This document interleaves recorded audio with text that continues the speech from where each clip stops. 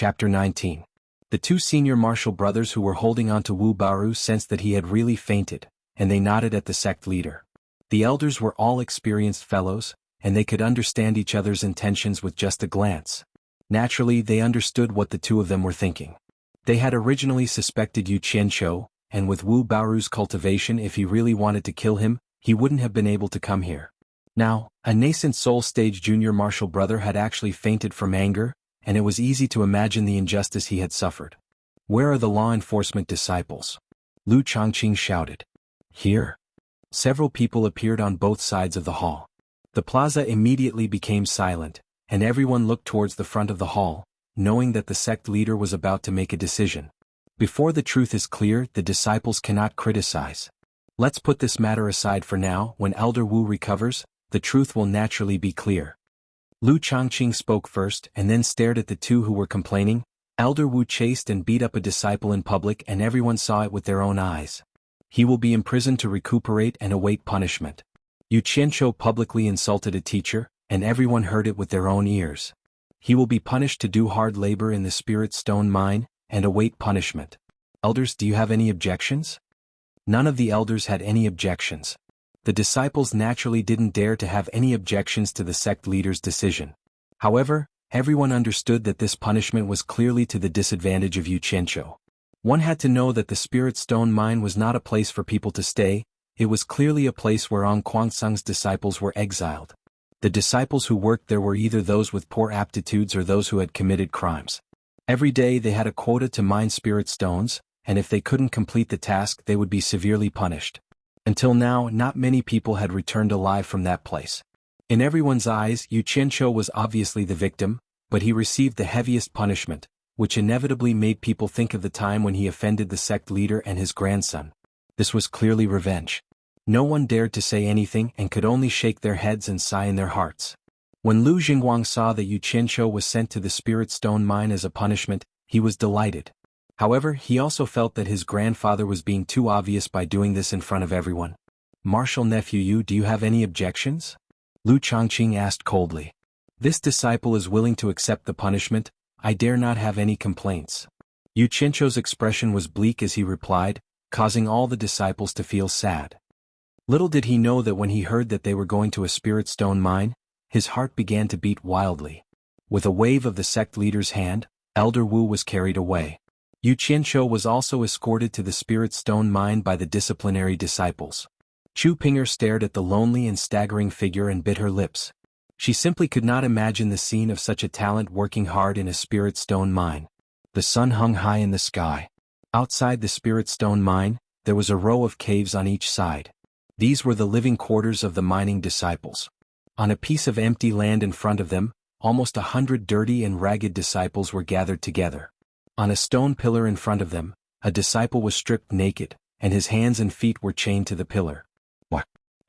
A barbed whip danced in the air, and a string of flesh and blood splattered everywhere. Every lash of the whip was followed by a blood-curdling scream. The surrounding disciples were all shocked. A bare-chested, fierce-looking cultivator paced back and forth with his hands behind his back. This person was an early-stage core formation cultivator named Gao Shiping. He was the overseer of this spirit stone mine. He was glaring at the frightened disciples like a tiger watching its prey. He viciously said, "Do you see that? This is the consequence of stealing spirit stones. I'm warning you all, listen carefully. Don't think that you can get away with it. No one can fish in troubled waters under my watch." As he spoke, he suddenly saw a flash of light in the distance. Two law enforcement disciples landed with a dejected disciple. Gao Shiping's fierce-looking face was covered with a smile. He ran over and said with a flattering smile, "Long time no see, two senior law enforcement brothers. You've sent someone to me again." As he spoke, he glanced at the dejected disciple. This person was Yu Qianqiu, who was punished to do hard labor in the spirit stone mine. The two law enforcement disciples nodded. When they heard the whip and the blood-curdling scream, they looked towards the place where the punishment was being carried out. One of them frowned and asked, "Junior Marshal Brother Gao, what did that person do this time?" "Senior Marshal Brother, this person is very hateful. He actually dared to secretly absorb the spirit stone's mind in the spirit stone mine. When he came out, the sect's magic treasure found out. According to the rules, he was punished with 500 lashes," Gao Shiping said. The other law enforcement disciple shook his head and sighed. I've never heard of anyone surviving under Junior Marshal Brother Gao's wolf fang whip. Yu Qianqiu glanced over and saw the barbed wolf fang whip carrying a string of flesh and blood. He was secretly shocked. He thought to himself, what magic treasure? I still want to steal spirit stones. I don't know if it's dangerous. If I don't give a heavy punishment and everyone steals spirit stones in the future, I really won't be able to answer to the sect. Gao Shiping chuckled. He looked at Yu Qianqiu and asked the two law enforcement disciples, why is this disciple here? One of the law enforcement disciples shook his head and smiled bitterly. Marshal Uncle Hao's disciple, what else do you think? That Yu Qianqiu who offended the sect leader? Gao Shiping was shocked. Seeing that the law enforcement senior marshal brother had already nodded to confirm, he smiled fiercely and said, hey! So it's Junior Marshal Brother Yu. You really have guts. You even dared to offend the sect leader.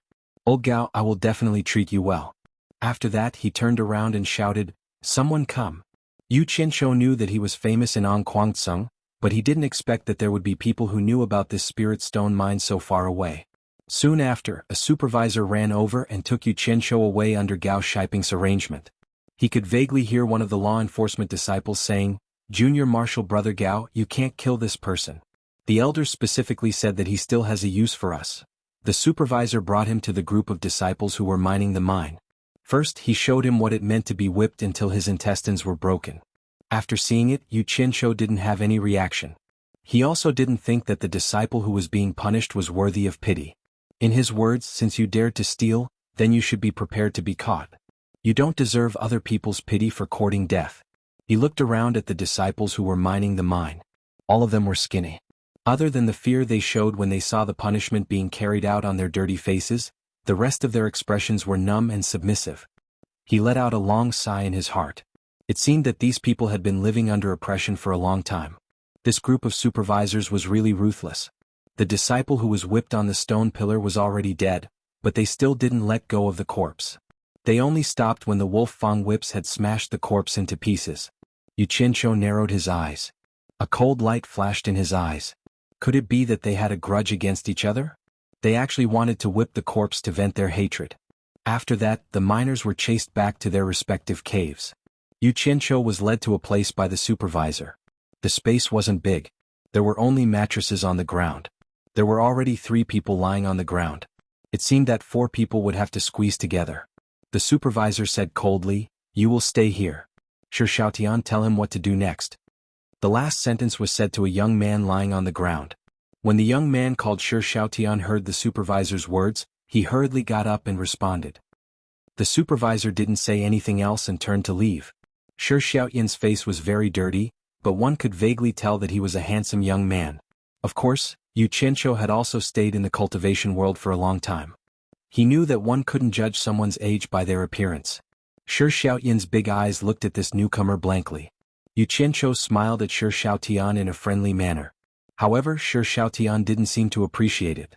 He only told Shi Xiaotian to follow him and didn't say anything else. He brought him to get the mining tools. The tools were very simple. A custom-made pickaxe and a basket that could be carried on one's back. After they were done, Shi Xiaotian slowly told him some of the rules and the two of them returned to the cave. Actually, Yu Qianqiu really wanted to ask him what was the so-called magical equipment that could be checked. However, Shi Xiaotian didn't answer any of his questions. The mining rules didn't sound difficult. He just didn't know how to do it. Each person had to hand in a high-grade spirit stone every day. In other words, you could take 100 middle-grade spirit stones or 10,000 low-grade spirit stones. If you couldn't complete the task, you couldn't rest or eat. For cultivators, this wasn't the most important thing. Even if you couldn't eat or rest for a day or two before reaching the core formation stage, it was fine. The worst part was that if you couldn't complete the task today, the difference would be doubled the next day. If you couldn't complete the task in 3 days, the punishment would be based on the difference. As for those who completed the task in excess, the excess could be accumulated until the next time you didn't complete the task. Alternatively, you could enjoy 1% of the excess spirit stones. The miner could choose between the two methods. If someone chose the latter, then you had to guarantee that you could complete the task every time. Otherwise, you would still be punished because your previous excess spirit stones had already been used up. The strictest rule was that if someone dared to steal spirit stones or secretly absorb spirit stones in the cave, they would be dead if they were discovered. As for these rules, Yu Qianqiu remembered them. He wasn't worried about being punished for completing the task. Instead, he was thinking about how to steal spirit stones without being discovered while ensuring that he could complete the task. This way he could continue to stay in the spirit stone cave and continue stealing. In his current situation, if he wanted to increase his cultivation level, he really needed spirit stones. Now that the opportunity was right in front of him, it was impossible for him not to steal. This was because his way of thinking was no different from his previous life. The principle that a horse wouldn't get fat without night grass and a man wouldn't get rich without a windfall was deeply engraved in his consciousness. What worried him the most was the magic tool that Gao Shiping mentioned. If he hid spirit stones in the golden bead, he didn't know if it would be discovered. The sound of snoring echoed in the cave, making Yu Qianqiu very surprised. How could cultivators sleep so soundly? What was the difference between them and mortals? He couldn't figure it out. He really wanted to hide in the golden bead world, but he was afraid that someone would discover his sudden disappearance. He could only endure the three people's continuous snoring. The next day, Yu Qianqiu discovered that everyone here was minding their own business. No one would pay attention to him. He imitated the three people, carrying a basket on his back and carrying a pickaxe. He followed them to the entrance of the spirit stone mine. He stood in the crowd and looked around, looking very different. Especially his clothes, which were many times cleaner than the others, were very eye-catching. Chapter 20. You. Don't look around. I'm talking to you. Come here. The supervisor at the cave entrance pointed at Yu Qianqiu and shouted rudely. Only then did the latter realize that the people in front of him had already gone in. He hurried over. The supervisor took out a bronze mirror and shone it at him. A white light flashed on the mirror. Could this be a magic tool? While he was still puzzled, the supervisor pushed him into the mine. You're dressed like a dog. Next. He heard the words of the supervisor behind him, but he didn't think much about it. He looked around the mine. It was pitch black. He really didn't know how to dig spirit stones in this kind of environment. He slowed down and walked in. After his eyes gradually adapted to the darkness, he heard the sound of several people running in. Gold ingots dropped in front? He really had to give it to them. They could even run in this kind of environment. While he was shaking his head, he suddenly noticed that there were sporadic lights on the walls around the mine. What was this? As he moved forward, there were more and more sporadic lights. They covered the four walls, even under his feet. It made him feel like he was walking on a starry avenue. When he got closer, he discovered that they were actually fluorites. They were obviously not installed by humans. They were naturally formed. This also explained why he could dig for spirit stones in the cave even without any light. He stood at a few forks in the tunnel and was choosing which one to enter. Suddenly, another miner rushed into each of the forks in a hurry. Although he didn't know why, there must be a reason why everyone was so anxious. Thinking of this, he didn't hesitate anymore. He randomly picked a hole and quickly walked in. The mine was deep and low. The deeper he went, the more crossroads he found, like a spider web. This place was like a maze. He was really worried that if he went in too much, he wouldn't be able to get out. Frowning, he shook his head and scolded himself for being stupid. Since the terrain was downward, when he wanted to go out, he just had to go to a higher place. He could already faintly hear the sound of people digging in many of the holes. He didn't know where to dig, so he picked a hole with a louder sound and went in. Ding ding ding. Hearing the sound, he turned a corner. There were several low-grade spirit stones on the ground, including a middle-grade one. A miner was waving his pick and digging with all his might. Not bad, not bad. I've already gained something. Yu Qianqiu smiled enthusiastically. As he spoke, he put down the basket on his back. He held the pickaxe and looked around, looking for a place to start. The tinkling sound suddenly stopped. He turned around and saw that the miner was looking at him warily. He nodded and smiled again. Obviously, the miner did not welcome him. His smile was a little awkward. Get out. I discovered this vein first, the miner said bluntly. Yu Qianqiu was a little angry. Damn it. We're all miners, so why are you chasing me out? However, he couldn't see through the other person's cultivation level. It was obvious that the other person's cultivation level was higher than his. A little impatience will spoil great plans.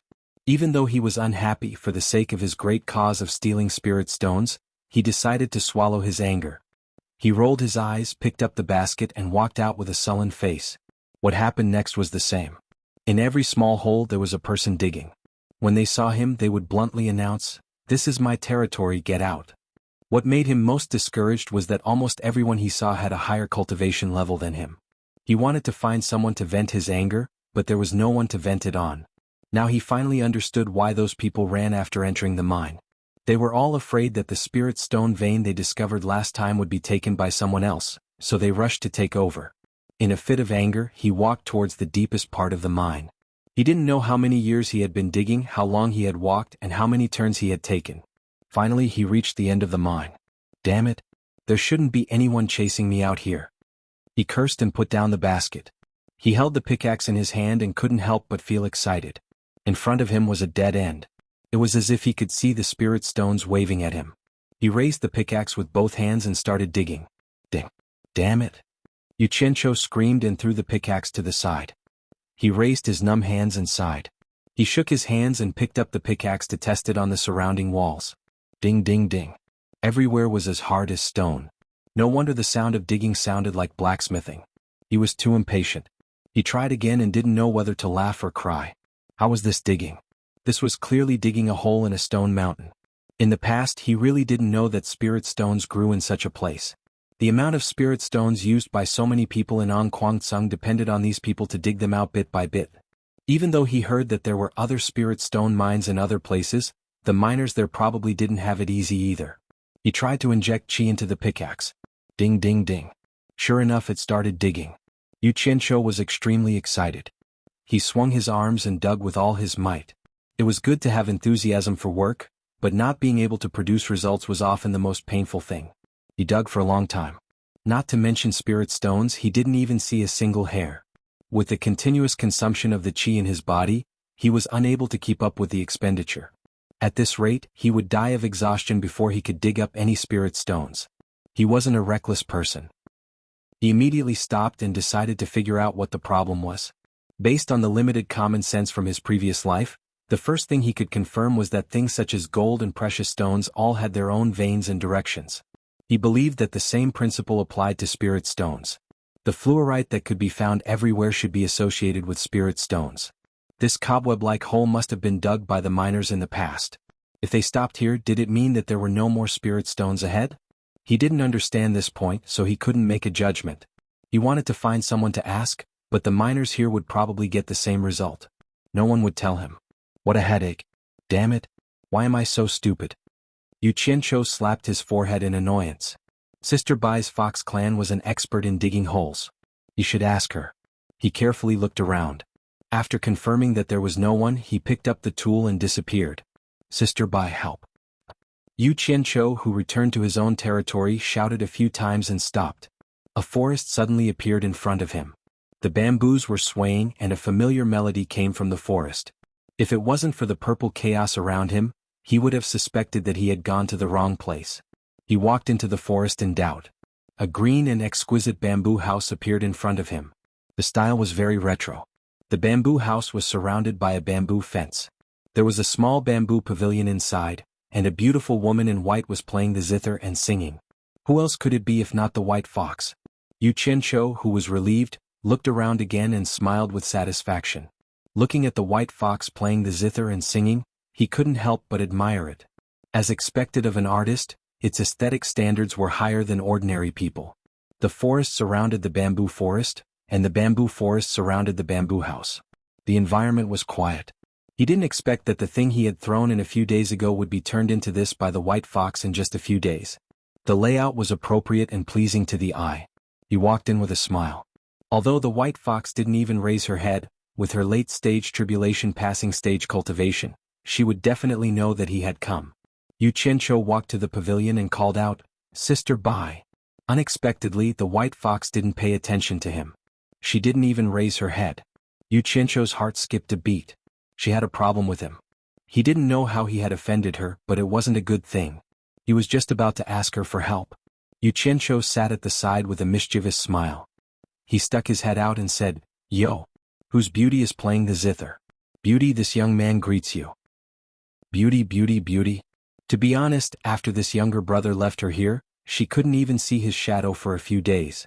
It made her feel like she had just been released from captivity and was trapped again. How could she not be angry? However, she couldn't do anything about this shameless person.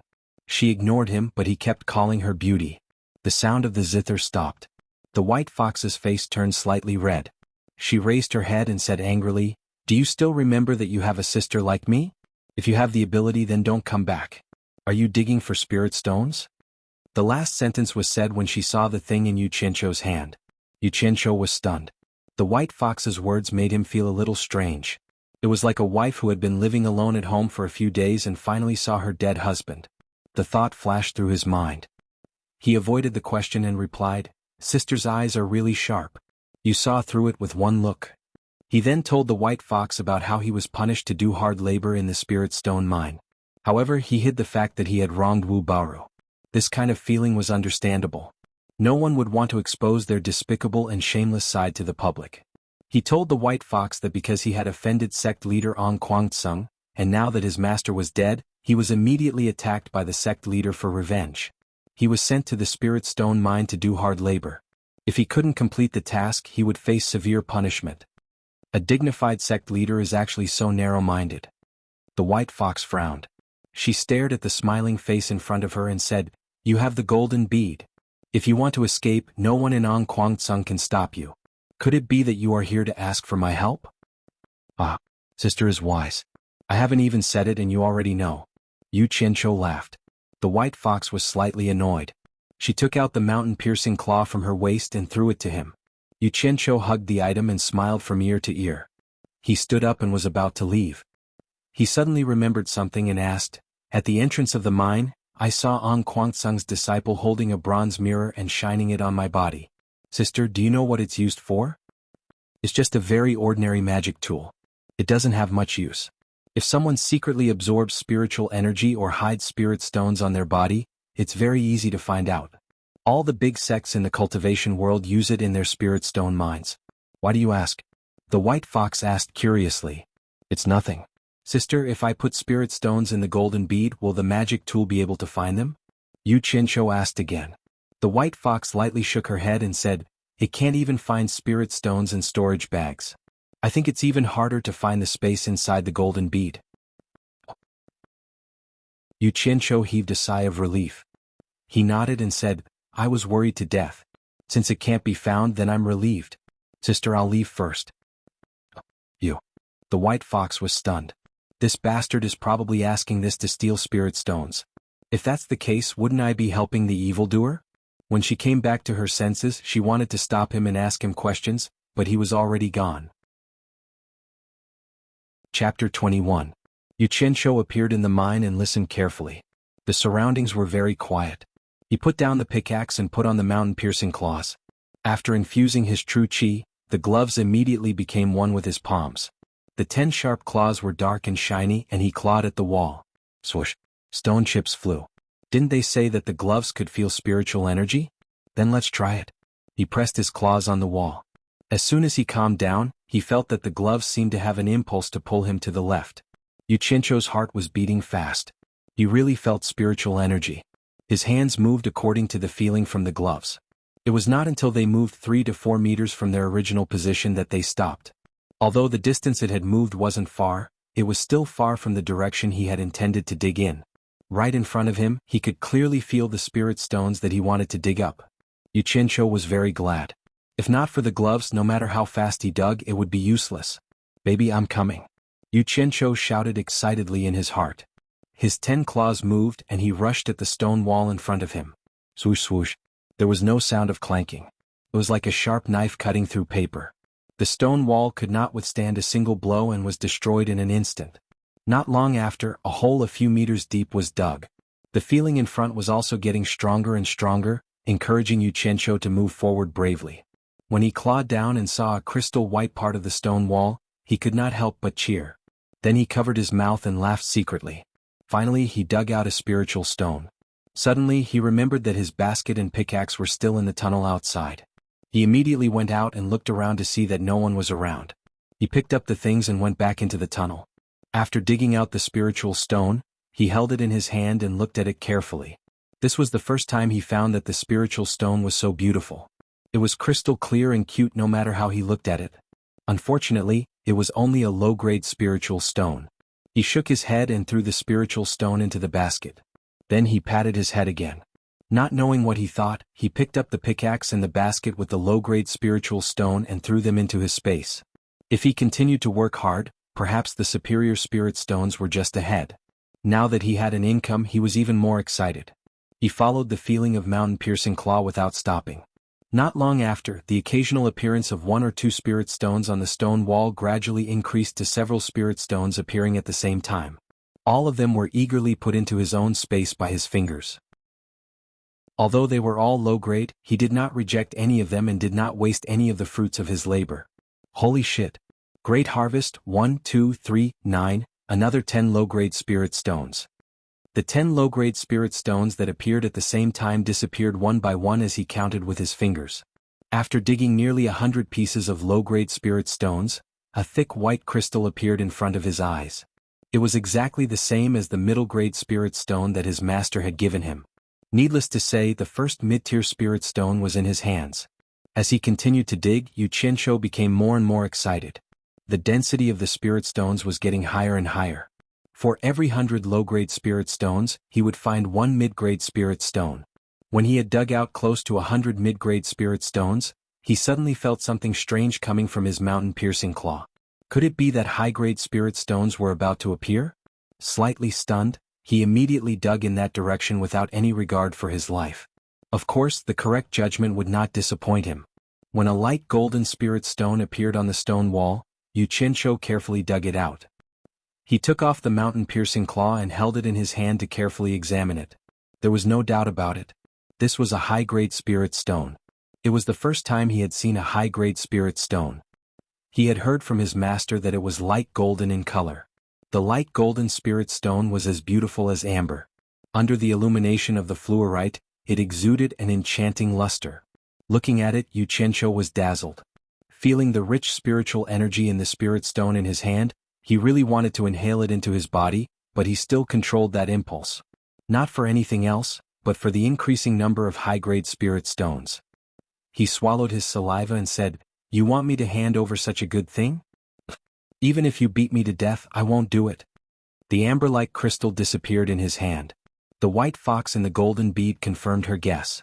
Sure enough, not long after Yu Qianshou disappeared, spirit stones began to fall from the sky. They fell precisely in the courtyard and piled up into a small pile. She just shook her head. Those things were not tempting to her. For a person whose cultivation had reached the late stage of passing calamity, she had already reached the peak of the cultivation world. Spirit stones had no effect on her. Yu Qianshou also discovered the rule of digging spirit stones. Every time he dug in a direction, the first spirit stone he dug would be a low-grade spirit stone. Every 100 low-grade spirit stones would be surrounded by a middle-grade spirit stone, and in nearly 100 such groups, there would only be 1 high-grade spirit stone. After knowing this rule, he was no longer interested in those low-grade spirit stones. It was a waste of time and not worth it. He directly dug out a high-grade spirit stone, which was equivalent to tens of thousands of low-grade spirit stones. Only when he was casually digging did he put the middle-grade and low-grade spirit stones into the space. Counting the time, almost a day had passed. Excluding the half of the day that was wasted, he estimated that he had dug out nearly 100 high-grade spirit stones, hundreds of middle-grade spirit stones, and thousands of low-grade spirit stones. His mood changed from excitement to disapproval. This was the psychological change from a poor person to a rich person. He probably didn't know that his income in the half of the day was equivalent to the output of this spirit stone mine in a day. This was naturally due to the contribution of the Fox clan's treasure, the mountain-piercing claw. For 3 consecutive days he almost non-stop digging. He didn't hand in spirit stones every day like other people. The spirit stones in his hand were enough for him to hand in spirit stones for 3 days at a time. However, at the end of the second day he felt a little hungry. After all, he hadn't reached the bearing essence stage yet. He went to the golden bead and roasted a pheasant to eat. Seeing the pile of spirit stones that almost filled half of the courtyard, he smiled very happily and sighed that his hard work was not in vain. However, the white fox warned him that if he dared to throw another spirit stone into the courtyard, she would take back the mountain-piercing claw. This threat was quite effective. After that, he threw all the spirit stones into the forest outside the courtyard. The deadline of 3 days was up. Yu Qianshou came out carrying a basket full of spirit stones. At the entrance of the cave, there were more than 10 supervisors counting the spirit stones for the miners. He, who was at the back of the line, had to wait for a while before it was his turn. Just as he walked over, he heard someone say, "Let me see." He looked up and saw the fierce-looking Gao Shiping smiling at him. "Junior Marshal Brother Yu, I've been waiting for you to come out. I wonder how you finished the task." Gao Shiping said with a fake smile. This guy's attitude wasn't too friendly. Yu Qianqiu put the basket on the big table at the entrance of the cave and said with a smile, "It's my first time, so I'm not used to it. Fortunately, I managed to finish the task." A pile of spirit stones fell on the table, shining brightly. A trace of greed flashed in Gao Shiping's eyes, but it was quickly hidden. All of this fell into Yu Qianqiu's eyes.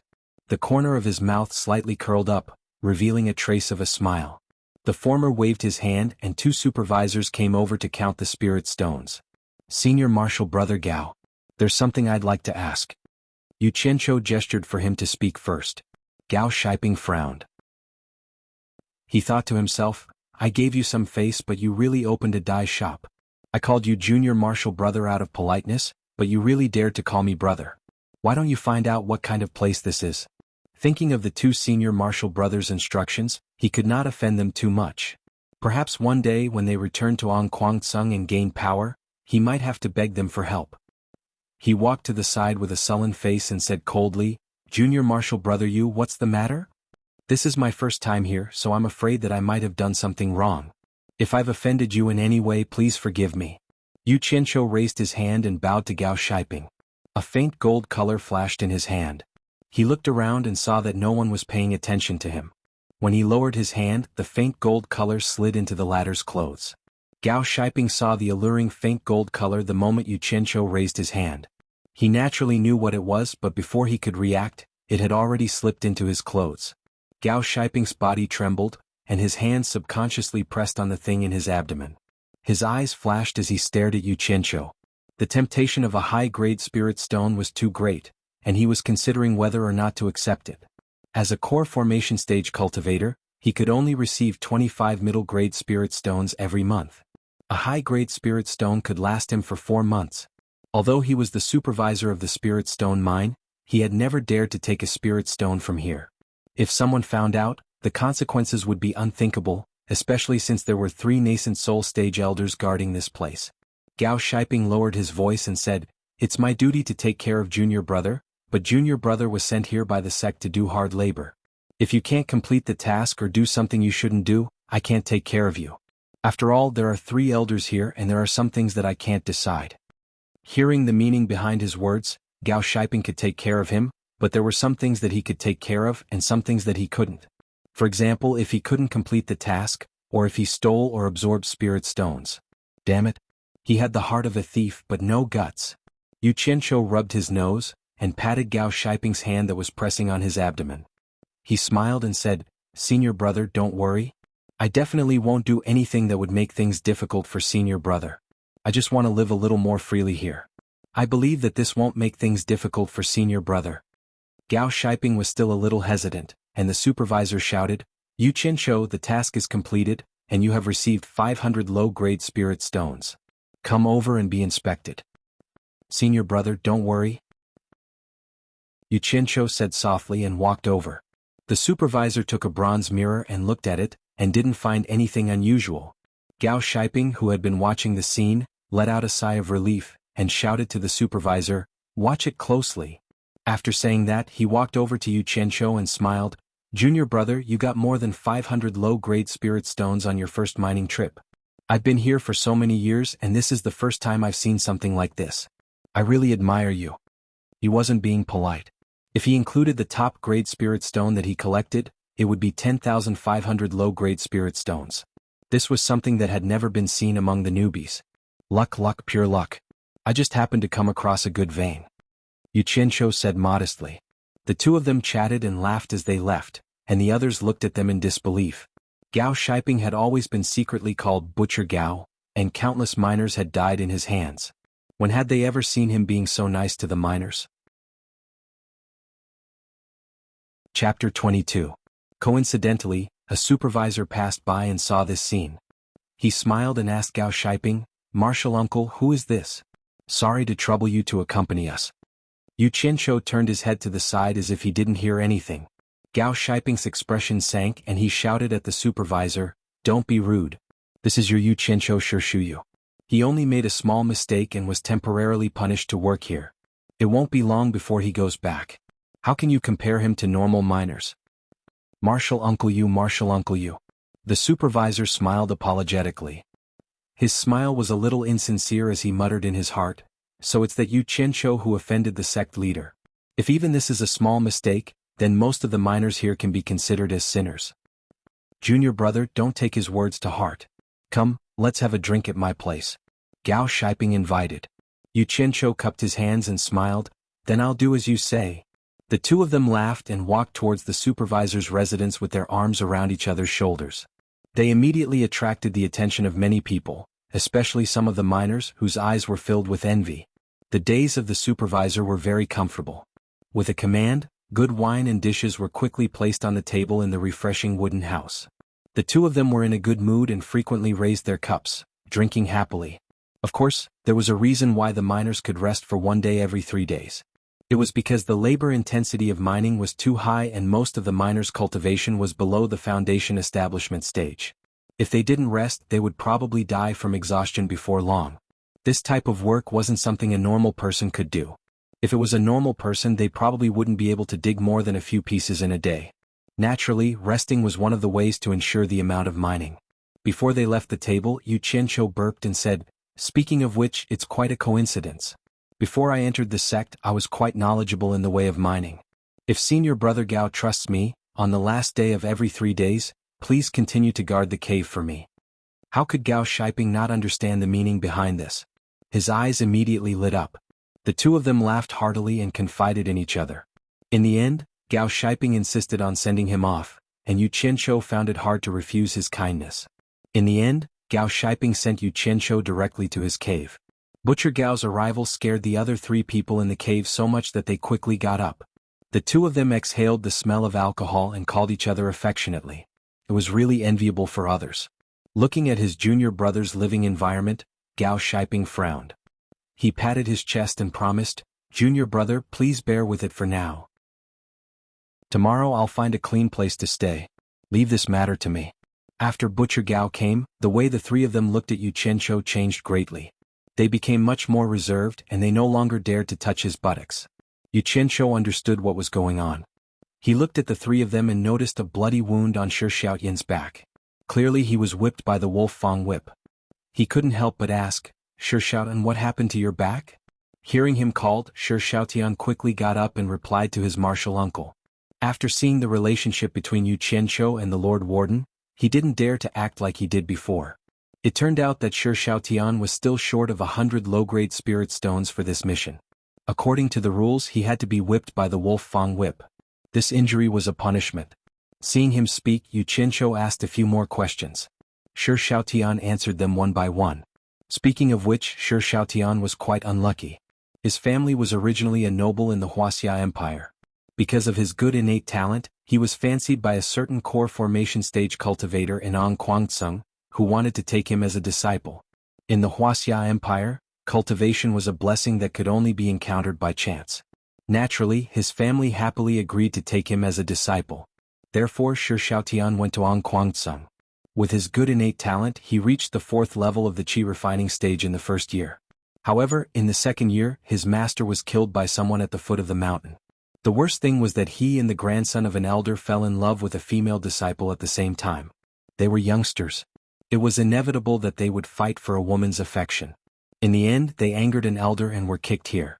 When Yu Qianqiu heard that his master was also dead, he couldn't help but look at him a few more times.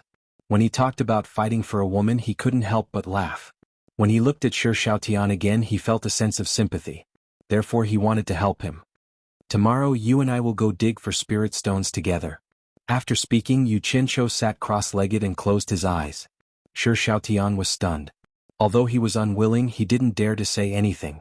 Until many years later, when he thought back to that night, he couldn't help but lament that fate played a huge joke on him. From that night onwards, his fate took a complete turn.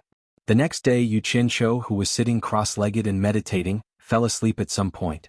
In his dream, he was intimate with a certain someone who was bathing in the forbidden area. He probably heard the story of Shi Xiaoyan's jealousy, and dreamed of it at night. Otherwise, how could the fairy sister he hadn't dreamed of for a long time appear again? When he woke up with a yawn, the sun was already high in the sky. Wiping away the saliva at the corner of his mouth, Shi Xiaotian's dirty face couldn't hide the anxiety in front of him. Looking at the other two people in the cave, Yu Qianqiu smiled in satisfaction. He would never mistreat those who listened to him. "Martial uncle, you're awake. It's almost noon. Let's hurry." In fact, Shi Xiaotian had wanted to leave long ago. If it wasn't for the relationship between Yu Qianqiu and Gao Tufu, he wouldn't have seen him now. Looking at the two sets of mining tools in front of him, Yu Qianqiu grunted and walked out empty-handed. Shi Xiaotian picked up the two baskets and followed. Although Yu Qianqiu didn't say anything, he nodded in his heart. If Shi Xiaotian didn't even know how to look at things, then he wouldn't be worth his help. The area around the Spirit Stone mine had long since become empty. Apart from some guards, only a few people could be seen at the entrance of the mine.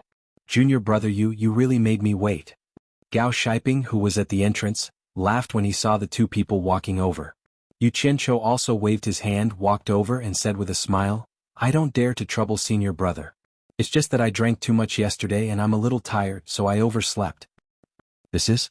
Gao Shiping looked at Shi Xiaotian, who was behind him, and asked in confusion. Yu Qianqiu sighed, "There's strength in numbers.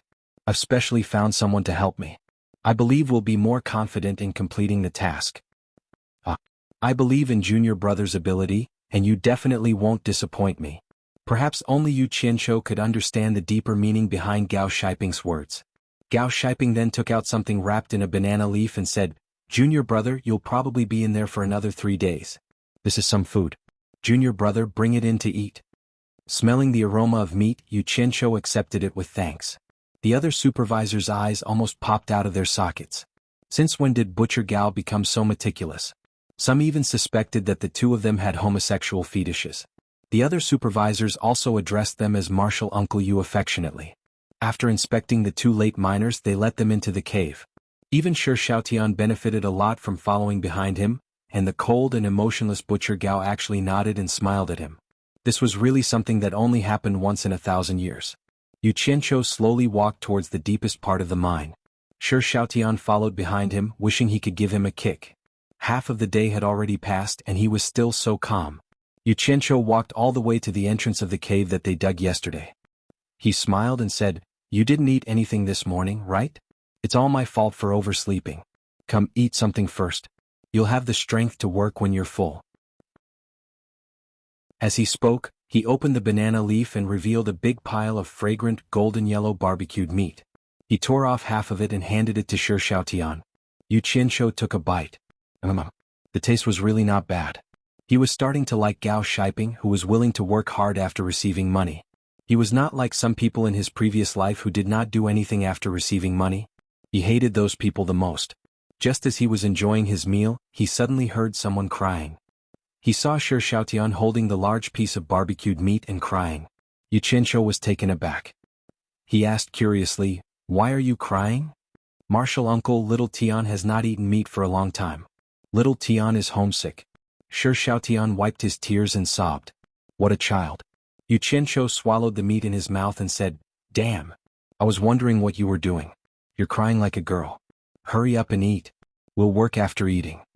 Therefore the two of them squatted in the deepest part of the mine, hugging the barbecued meat and gnawing on it.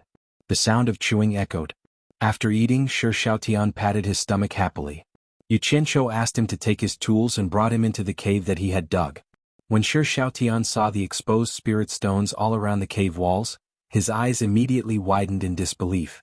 It was obvious that someone had dug this cave before, but why were the spirit stones right in front of him left untouched? Of course, he did not know that these were leftovers from Yu Qianqiu's digging. He was too lazy to pick them up. Yu Qianqiu pointed deep into the cave and said, "I found this. There are more in there, just like here there are exposed spirit stones. Just a few of them will be enough for us to finish our mission for 3 days. Little Tian, I asked you to dig enough for 2 people for 3 days. Will you do it?" Shi Xiaotian nodded excitedly and said, "Don't worry, Martial Uncle. You can rest at the side and leave it to me. It won't take much effort to dig these spirit stones." "Damn it. Do you think I brought you here to slack off?" Yu Qianqiu was in a bad mood after being misunderstood. The muscles on his face twitched as he explained, "I didn't leave this place to you to rest. I'm going to look for a better vein of ore.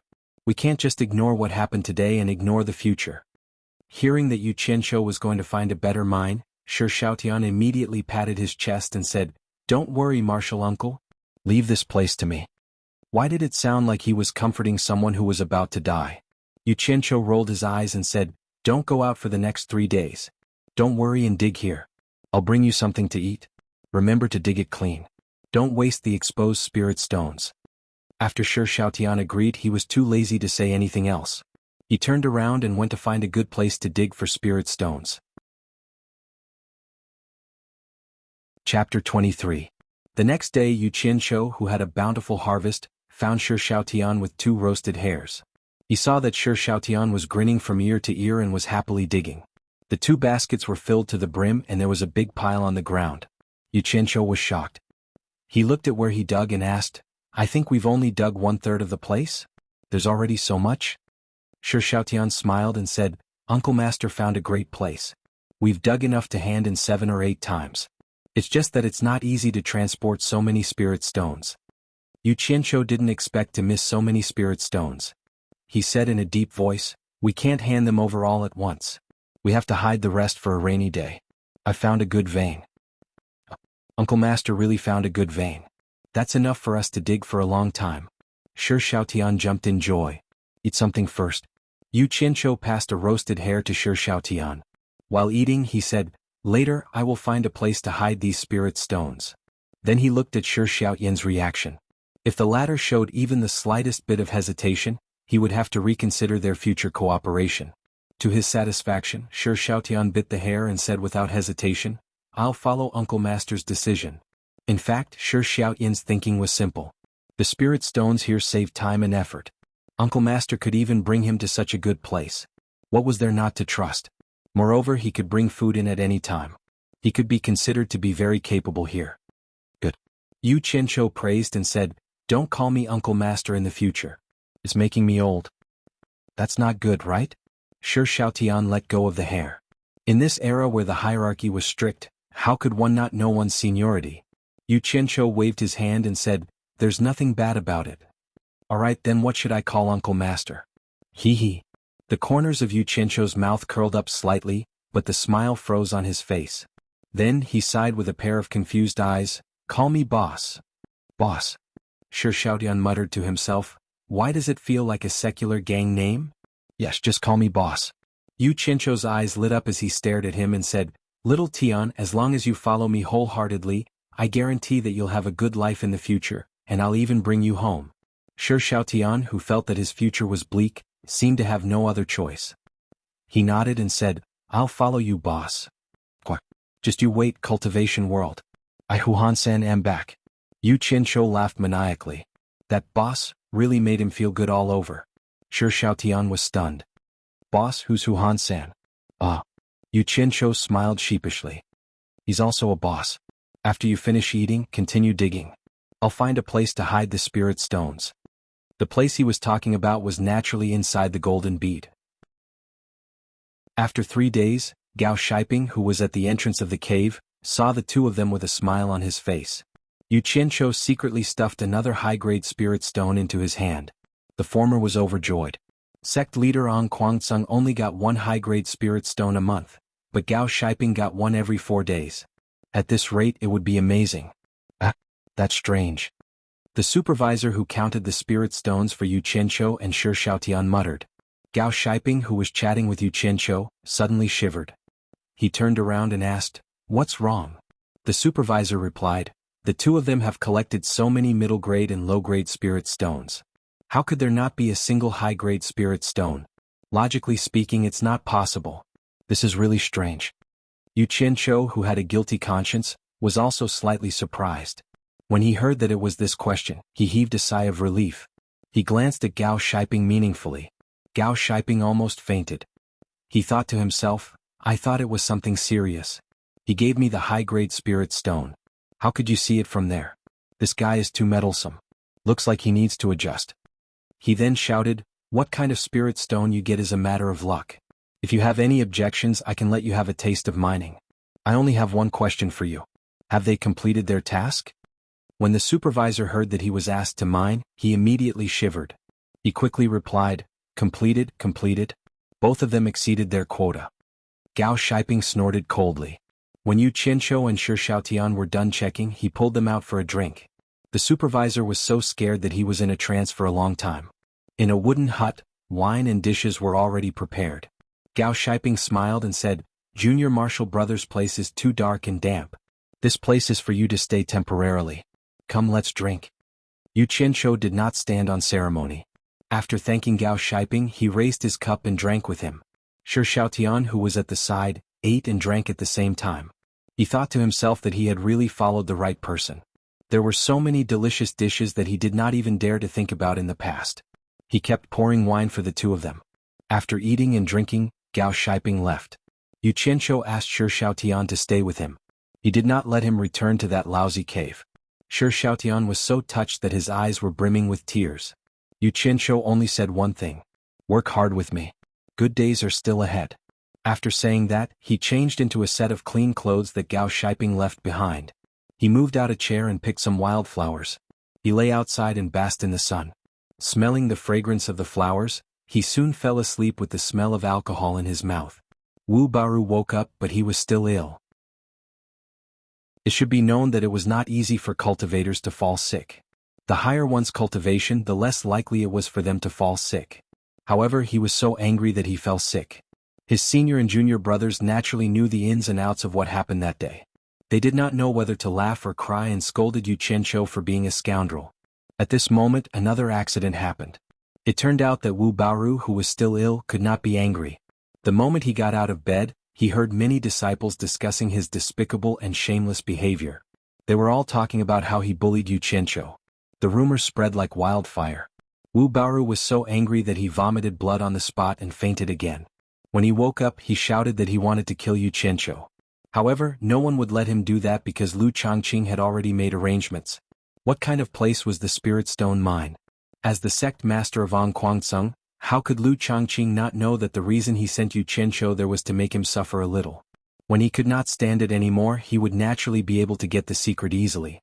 Lu Wanwan was one of the elders of An Kuangtsung. Today he was entrusted by the sect master to look for Yu Qianqiu at the Spirit Stone Mine. Before he left, he brought a few outstanding disciples and grand disciples with the purpose of letting everyone gain experience. Among them was Yu Qianqiu's fairy sister, Chu Ping'er. Hearing the news, Gao Shiping hurriedly used his qi to dispel the smell of alcohol and hurriedly welcomed them. Lu Wanwan did not reveal the main purpose of this trip. He only told him to bring his disciples to gain experience. Gao Shiping, who thought that the elders were here to inspect the work, heaved a sigh of relief. He immediately nodded and bowed as he personally led everyone to explain. When they saw the few sets of torture tools in the mine, everyone sucked in a breath of cold air, especially when they saw the legendary Wolf Fang whips of the Spirit Stone Mine. The ferocious barbs on the whips were frightening. Anyone could see that the dark red color on the whip was dyed with blood. At the side, Chu Ping'er could not help but ask, "Marshal Uncle Gao, will the newcomers also suffer from this whipping?" Gao Shiping did not know why she asked such a question. He laughed and said, "Very few newcomers can complete the task. Most of them will not be able to escape this calamity." After saying that, he led everyone to the miner's residence. In the dark and damp cave, a few miners huddled together and were sleeping on the ground. When Gao Shiping walked to almost every cave, he shouted, "Wake up!" The sleeping miners immediately jumped up as if it was a conditioned reflex. They stood together trembling with fear, not daring to make a sound. Looking at these skinny, dirty miners with tattered clothes, everyone could not help but sigh. Compared to Mount Qingguang, this place was simply hell on earth. They were all An Kuangtsung disciples, but they did not expect the disparity to be so big. They all thought, in the future we must not end up like this. Lu Wanwan's purpose for coming here was to find Yu Qianqiu. Therefore he patiently followed everyone to look at the caves one by one. In the end, after looking at all the caves, he did not see Yu Qianqiu. Instead, he saw many familiar faces. Although they were all disciples of the younger generation, they had all treated him with great respect. Now that they had become like this, he could not help but feel somewhat rueful. Chu Ping'er also had the same goal. She wanted to see how the scholar was doing, but she was also afraid of seeing an unsightly and miserable sight. She could not tell what kind of mentality she was in. In the end, she did not see anything. She could not help but become even more worried. She thought, "It's said that people dying in Spirit Stone mines is a very common thing. Could it be that he also, Martial Nephew Gao, are all the miners here? Lu Wanwan had some doubts in his heart and asked with a frown. Gao Shiping said respectfully, Martial Uncle, you know that some of the disciples have been taken care of by certain sect elders. Naturally, it is not good to leave them here. If Martial Uncle wants to see them, please follow me. Seeing Lu Wanwan nod his head in agreement, Gao Shiping led everyone towards a row of wooden houses on the opposite side of the hill. Just as they walked up the hill, everyone smelled a strong smell of alcohol. Lu Wanwan turned his head to look and saw a young disciple sleeping soundly on a reclining chair while basking in the sun. He could not help but frown and ask, "What's going on?" Actually, when Gao Shiping walked up the hill, he discovered Yu Qianqiu who was basking in the sun. He was so scared that he broke out in a cold sweat and thought, "My ancestor, didn't he change a good place for you to sleep? Of all places to sleep, you had to sleep here. This time I'm going to die because of you."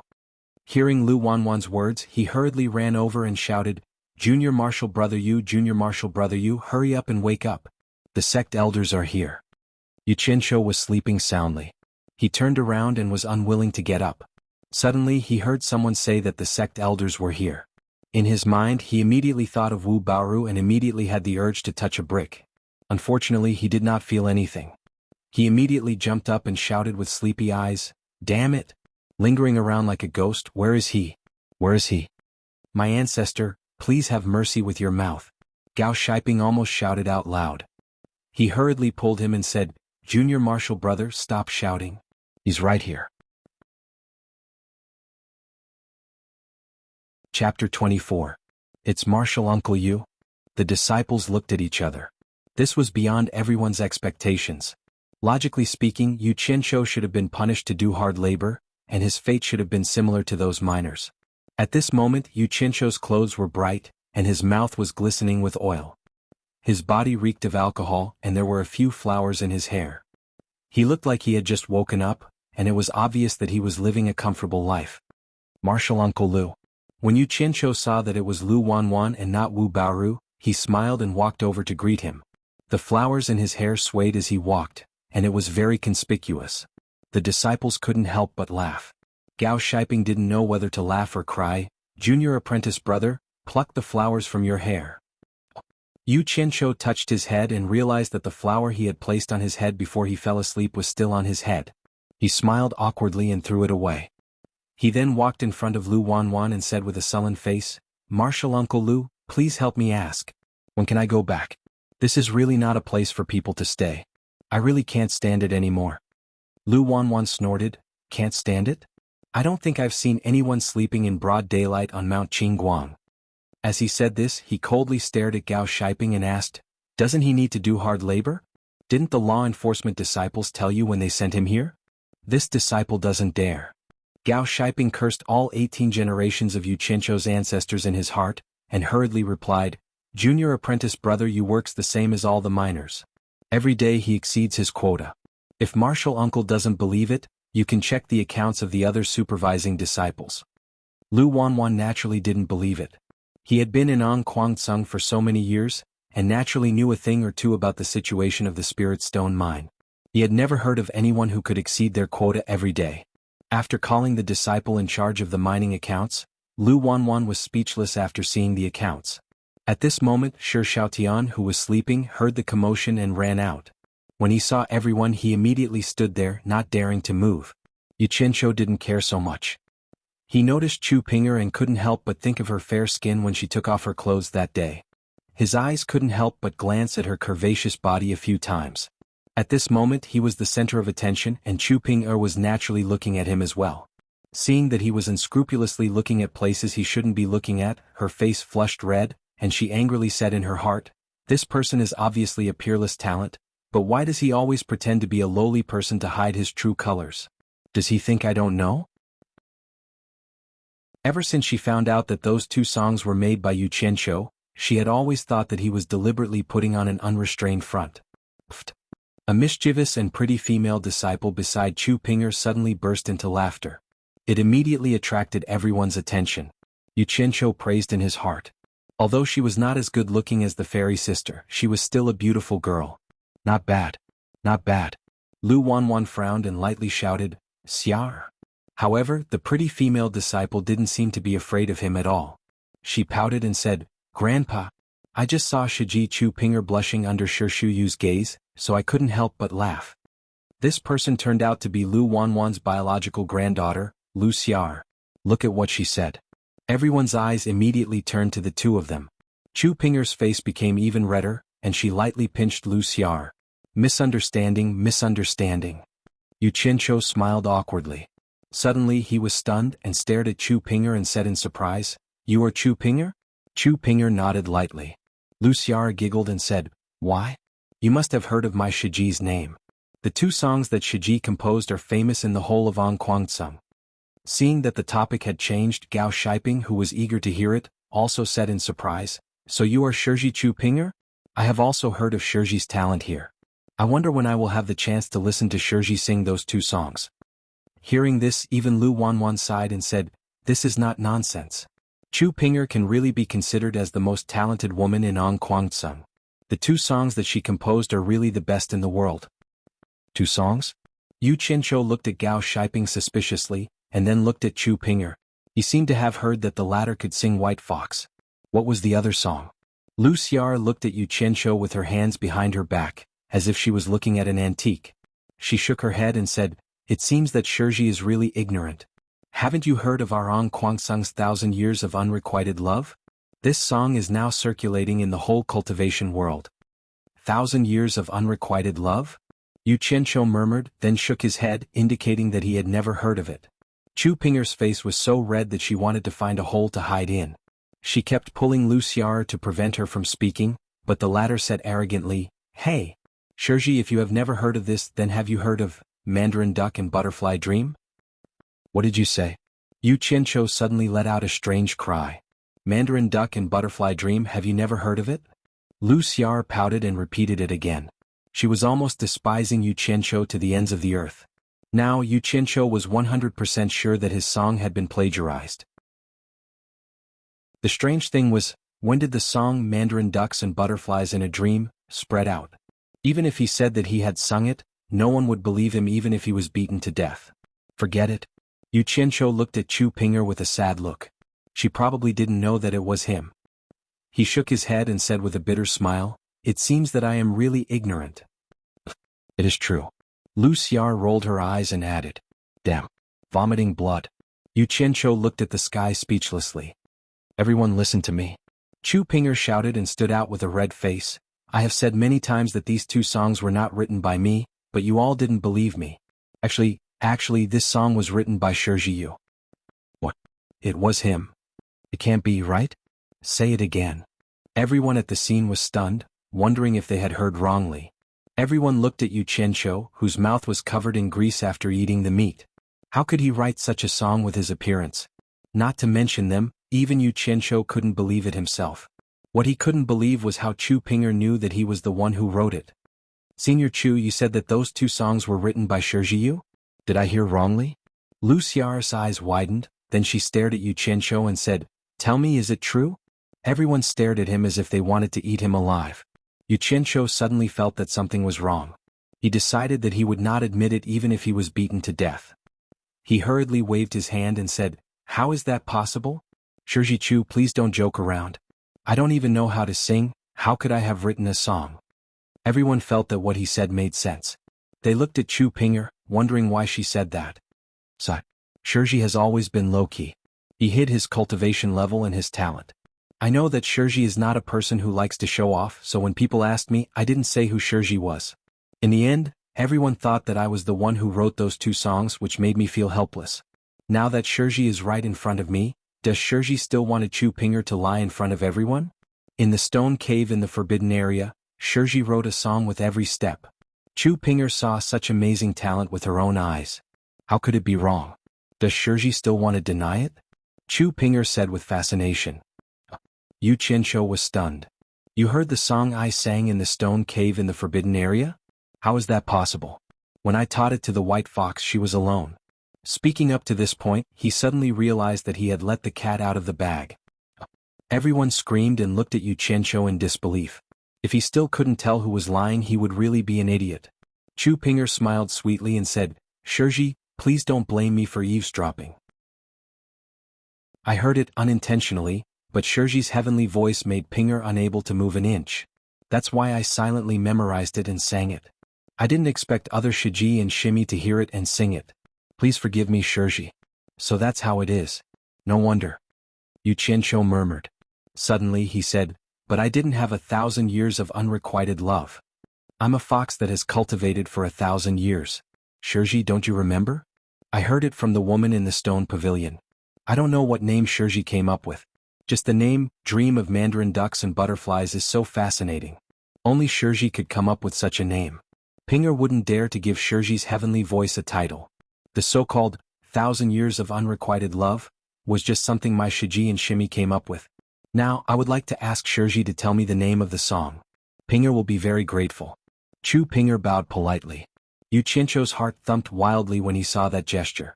He couldn't help but think of the day when he took off all his clothes. He thought to himself that since he had been discovered, he might as well pretend to be a gentleman in front of a beauty. Thus, he placed his hands behind his back and turned to look at the horizon. He sighed and said slowly with a hoarse voice, "Forget it. Forget it. I didn't expect to be discovered. I accidentally overheard my master talking about the woman in the cave. When I saw her, I was inspired and wrote a song for her. The title of the song didn't have any other meaning. I just called it White Fox." That's right. As for the second song, I saw that she was always depressed and wanted to comfort her. Thus, I wrote a song for her, Dream of Mandarin Ducks and Butterflies for her. Shirji Chu, do you have any questions? His words and actions had suddenly taken a 360-degree turn. It was hard for everyone to accept. Chu Pinger shook her head and said softly, "White Fox. So it's called White Fox. It's elegant and not pretentious. It adds the finishing touch to the song. It's a good name. It's much better than the vulgar 1,000 years of unrequited love. Shirji's talent is shocking. Pinger admires it greatly. I just don't know when I'll be able to hear Shirji's masterpiece again." Damn it. That's fine too. Yu Qianqiu had nothing else to say. He could only wave his hand with his back facing her. As for this matter regarding art, the others didn't seem to understand it. Hearing Chu Pinger's words, it seemed to be true. When they looked at Yu Qianqiu again, it was as if they were looking at a high mountain, although they could only see his back. Everyone was stunned. Oh my, boss is amazing. Shi Xiaotian looked at his boss with admiration. Gao Shiping did the same. Even Lu Wanwan took a long time to regain his composure. He said, "Could it be that the woman you were talking about in the forbidden cave is the white fox spirit imprisoned in the pavilion?" Chu Pinger nodded. Apart from the three of them, no one else knew what the white fox was. Lu Xiar immediately pestered Chu Pinger to ask what was going on. Chu Pinger slowly told her a sad and touching love story. The female disciples heard it and burst into tears. When Lu Wanqian saw his granddaughter sobbing, he immediately came to his senses and recalled the mission he had come here for. His face immediately sank and he shouted coldly, "Yu Qianqiu, come with me. I have something to ask you." Chapter 25. What he wanted to ask was naturally related to the secret. The two of them stood far away. No one knew what they were talking about. They only saw Lu Wanwan pointing at Yu Qianqiu and scolding him, who was scared like a chicken. When the two of them came back one after another, Lu Wanwan's face was not good. Obviously he was angry. And Yu Qianqiu was dejected, as if he had been greatly wronged. It made people wonder what the former had done to the latter. In fact, it was nothing. Lu Wanwan made it clear and directly asked him for the secret. Yu Qianqiu denied it and insisted that there was no secret. He only said that his master often gave him some elixirs in the past and he really didn't know the secret. He made up his mind. Since they said there was a secret, he would blame everything on his dead master. You want to know? You can ask my master. After learning the truth from Wu Baoru, Lu Wanwan had already regarded Yu Qianqiu as a scoundrel. Naturally, he didn't believe what he said. After asking for a long time, he still didn't get the reason. Lu Wanwan was so angry that he shouted. In the end, he even threatened Yu Qianqiu, but Yu Qianqiu still insisted that he didn't know. Lu Wanwan said, "You won't tell me, right? You will tell me when you are obedient." The two of them parted on bad terms. Then he pulled Gao Shiping aside to talk to him with a sullen face. Everyone could see that the atmosphere was a little strange. His granddaughter Lu Xiar, however, opened her big eyes carefreely and pestered Yu Qianqiu, asking him to write a song for her. Yu Qianqiu glanced at Lucia's exquisite figure that was already beginning to take shape. He cursed the old man in his heart for being so arrogant. If one day you make me angry, I'll make your granddaughter pregnant. Let's see if you can still be so arrogant then. But on the surface he still pretended to be lost. He smiled bitterly and said, "Why should I write a song? It's still unknown whether I can live past this year." Chu Ping'er and others were shocked when they heard this. Lucia asked, "Martial uncle, what's wrong?" "What's wrong?" Yu Qianqiu forced a smile and said in a desolate tone, "It's a pity that my teacher died early and there's no one to protect him. Now that I've offended Elder Wu, I'm afraid that even the sect's elders will want to kill me. Today, your grandfather came here on behalf of the sect leader to make me plead guilty and submit to the law." They looked at each other and thought to themselves, "No wonder Elder Lu brought us here today. I thought he really wanted to broaden our horizons." "Nonsense, my grandpa is not that kind of person." Lucia defended her grandpa. Whether it was nonsense or truth, it didn't matter. "Does it mean anything to me? What's in it for me to lie to you?" Yu Qianqiu's expression was bleak and bitter. Everyone was speechless.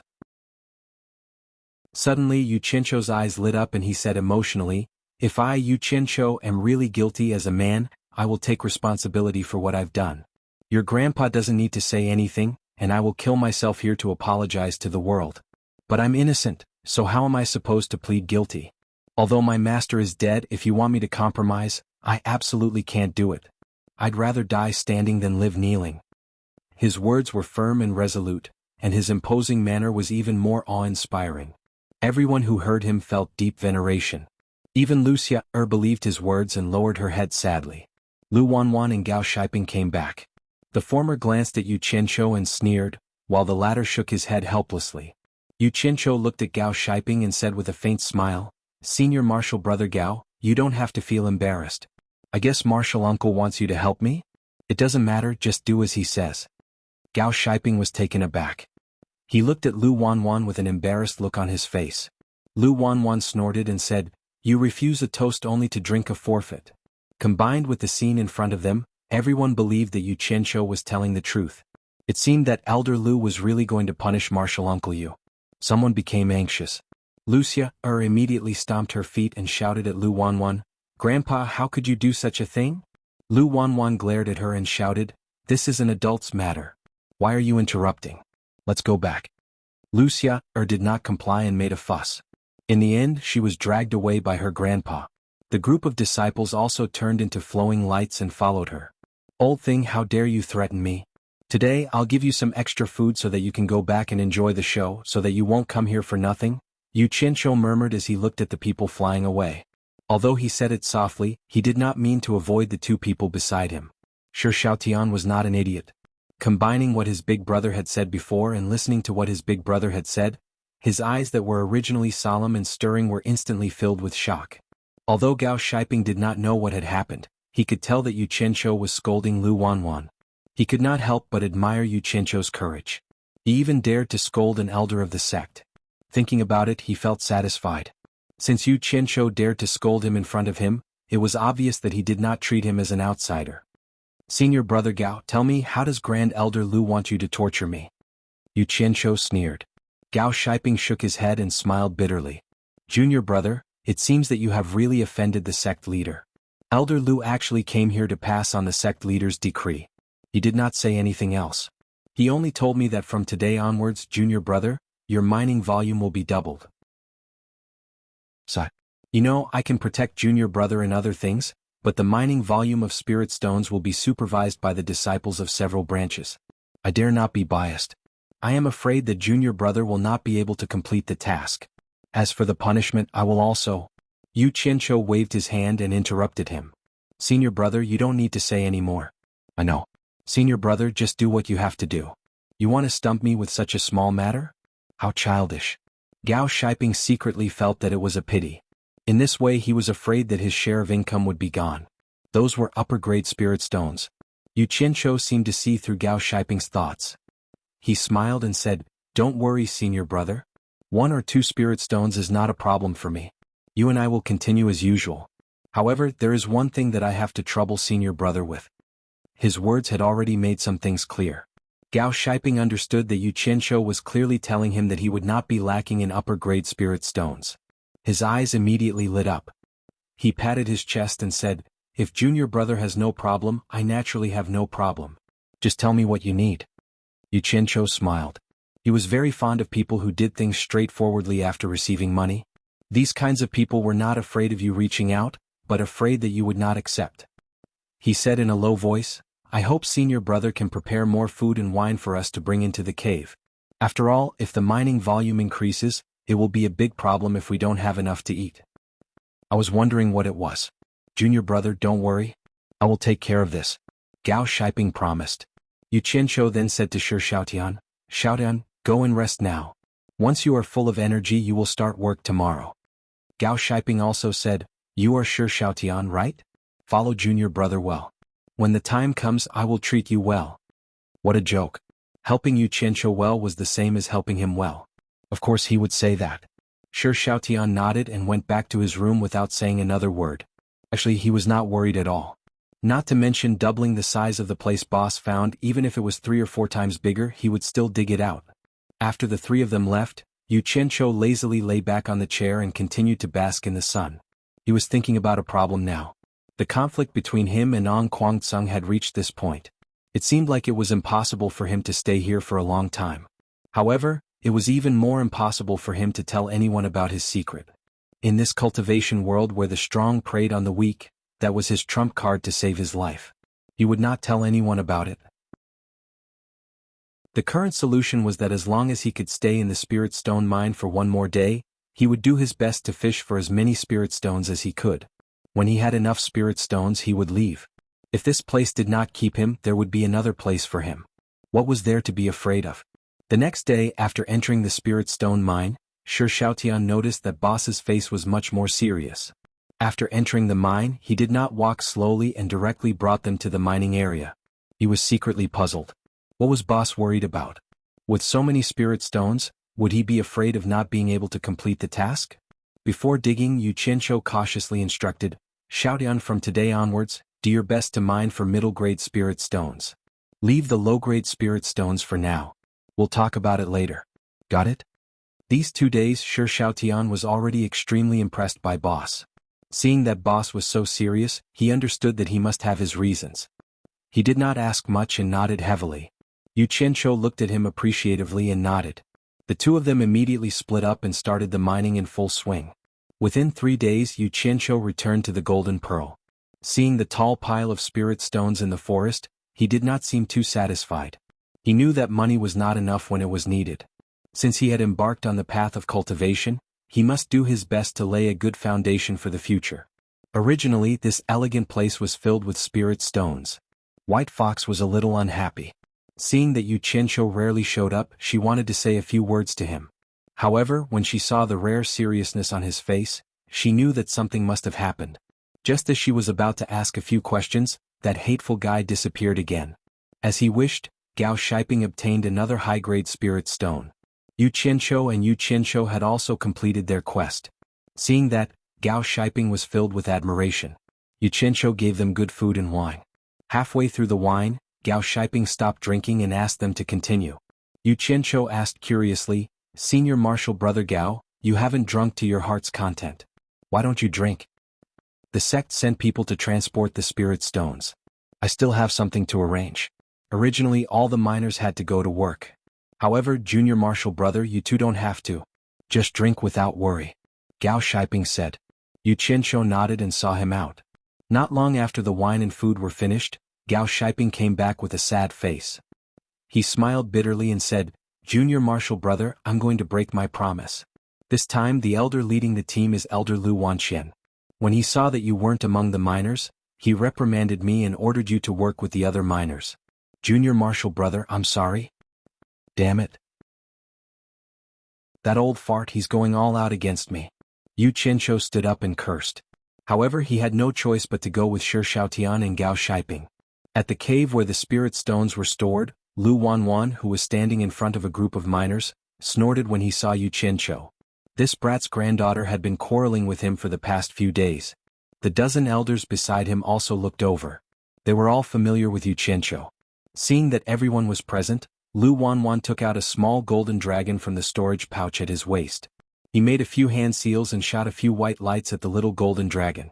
Then he tossed the golden dragon into the air. The golden dragon emitted a dazzling light and grew with the wind.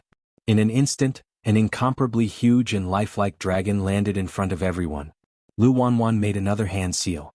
A giant scale on the dragon's abdomen fell down, creating a large hole. The dragon's scale happened to be the stepping stone to enter the cave. Yu Qianqiu was amazed. Although he had heard of this transportation artifact before, it was his first time seeing it. After the group of miners was inspected, they were all herded into the cave. The huge cave was filled with bags of spirit stones. Yu Qianqiu drooled at the sight of it. Then they were ordered to carry the bags of spirit stones into the dragon's abdomen. Shi Xiaotian was determined to follow Boss closely. If Boss carried one bag, he would carry one bag. Wherever Boss went, he would follow. The space in the dragon's abdomen was really big. With so many miners carrying the stones in an endless stream, it was unknown how many bags they had carried. In short, Yu Qianqiu couldn't remember. When they were almost done, the two of them entered the cave again. The cave was already empty except for 2 bags. Yu Qianqiu couldn't be bothered to carry the stones anymore. He pulled Shi Xiaotian to the side. There would naturally be someone else to carry the stones. As expected, 2 miners directly walked over and carried the bags on their shoulders. Put them down. A familiar voice came from behind. Yu Qianqiu turned his head and saw Lu Wanwan staring at him coldly. Lu Wanwan slowly said, "You two carry them out." Yu Qianqiu was speechless. In his heart he wanted to bite Lu Wanwan to death. The two of them carried the last 2 bags of spirit stones out. Lu Wanwan shouted again, "Everyone get out and accept the inspection." In the dragon's abdomen, the two of them put down the spirit stones. Just as they turned around and walked to the door, a red light suddenly fell from the sky. It directly shot into the group of gathered miners. In an instant, a loud explosion sounded. A powerful shockwave blasted out in all directions along with the shattered corpses. Standing at the entrance of the dragon's abdomen, the two of them were dumbfounded. Before they could react, they were pushed back inside by the shockwave. Demonic cultivators are attacking. Disciple Kuangceng, follow me to fight. Lu Wanwan's hysterical shout came from outside. The 2 elders guarding the dragon's abdomen instantly shot out. Chapter 26. Just as Yu Qianqiu and Shi Xiaotian were about to get up, they heard a loud crash above their heads. The dragon's body shook non-stop. When they looked up, they saw several large dents on the top. The sounds of fighting outside seemed to be getting more and more intense. The dragon's body was affected, and the ear-piercing sound of metal shook their ears until they felt dizzy. They really couldn't take it anymore. The two of them staggered toward the door, almost unable to stand steadily. Holding onto the door, Yu Qianqiu shook his dizzy head and looked out. He was immediately dumbfounded. Figures were flying everywhere in the sky and on the ground. Colorful rays of light whistled and attacked in all directions. Explosions were everywhere and the crazy shouts were like thunder. While they were in a daze, a dazzling blood-red beam suddenly shot towards them. "Oh my God!" Yu Qianqiu let out a strange cry. Just as he retracted his head, a loud sound rang out. The door immediately caved in. The scene before them shook violently, and the strong airflow shook them back again. Yu Qianqiu, who fell into the cabin, slapped his buzzing ears with both hands. Before he could recover, another series of violent collisions hit the dragon's body. He was almost stunned. He really couldn't take it anymore. He quickly tore 2 pieces of cloth from his clothes and stuffed them into his ears. When Shi Xiaotian saw this, he also followed suit. With the cloth blocking his ears, the effect was much better. Feeling the violent tremors under his feet, Yu Qianqiu slowly stood up. Shi Xiaotian gestured to him if he wanted to go out. "Damn it. Going out now is not courting death." Yu Qianqiu looked outside the cabin and quickly waved his hand, indicating that he didn't want to go out. The madness outside did not seem to be weakening. Instead, it seemed to be getting more and more intense. "Oh my God. Is this the battle between cultivators?" This was the first time he saw such a scene. He was shocked and filled with emotions. This is 2F** King crazy. So this is the path I'm walking on. Yu Qianqiu couldn't help but feel his blood boil. He clenched his fists tightly and waved them around. "Awesome. Cultivators, don't run. I'm here to join in the fun." Of course, when he said that he wanted to join in the fun, he didn't mean that he was going to die now. He was probably referring to one day in the future. Shi Xiaotian couldn't hear what his boss was saying, but he could tell that his boss was very excited. Due to the violent shaking of the dragon's body, the stacks of spirit stones in the warehouse finally toppled over. Yu Qianzhou's eyes lit up. With so many spirit stones, why would I need to dig?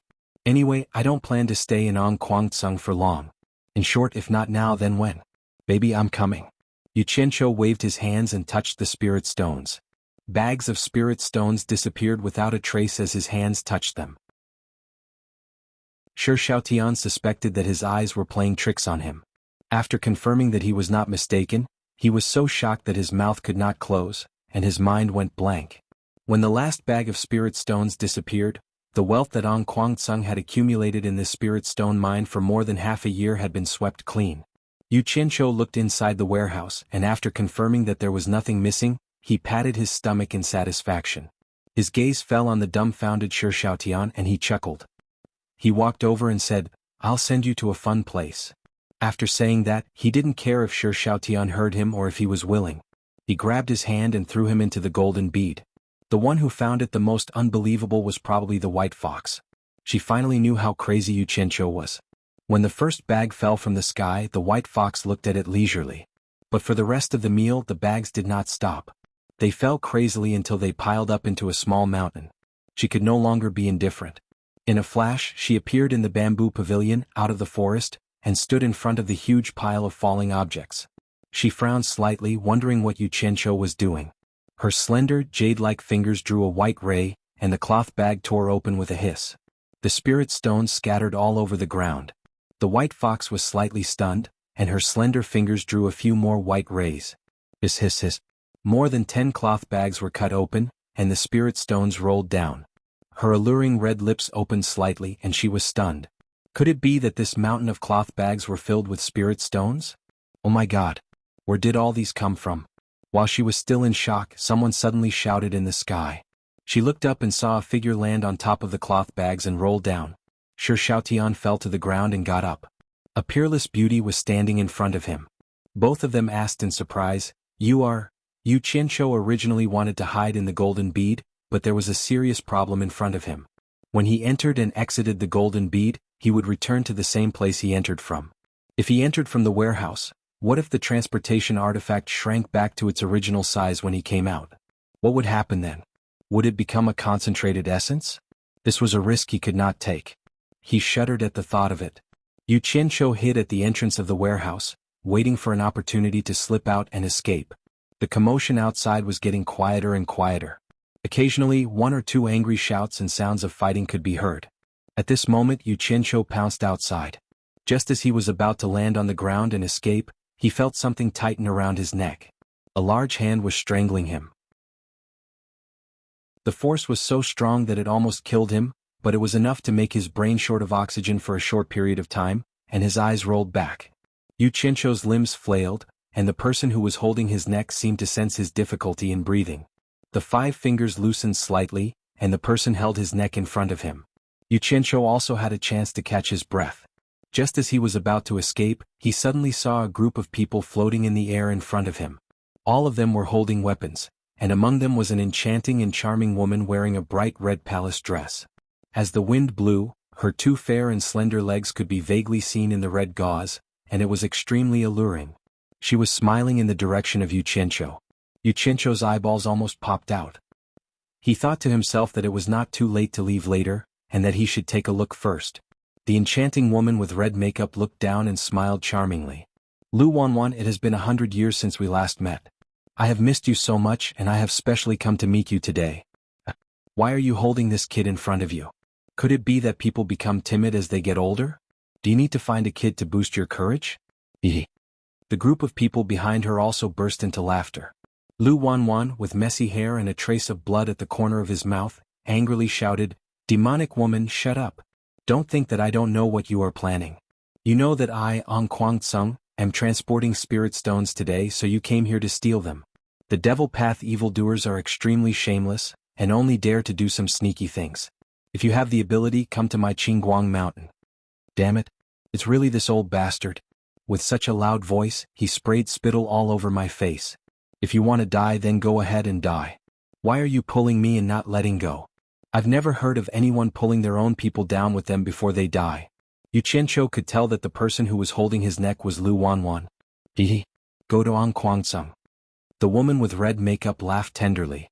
She stretched out her arms and gently stroked her hair. Although An Kuang-sung is getting weaker with each generation, those old monsters hiding in the back mountain still have some ability.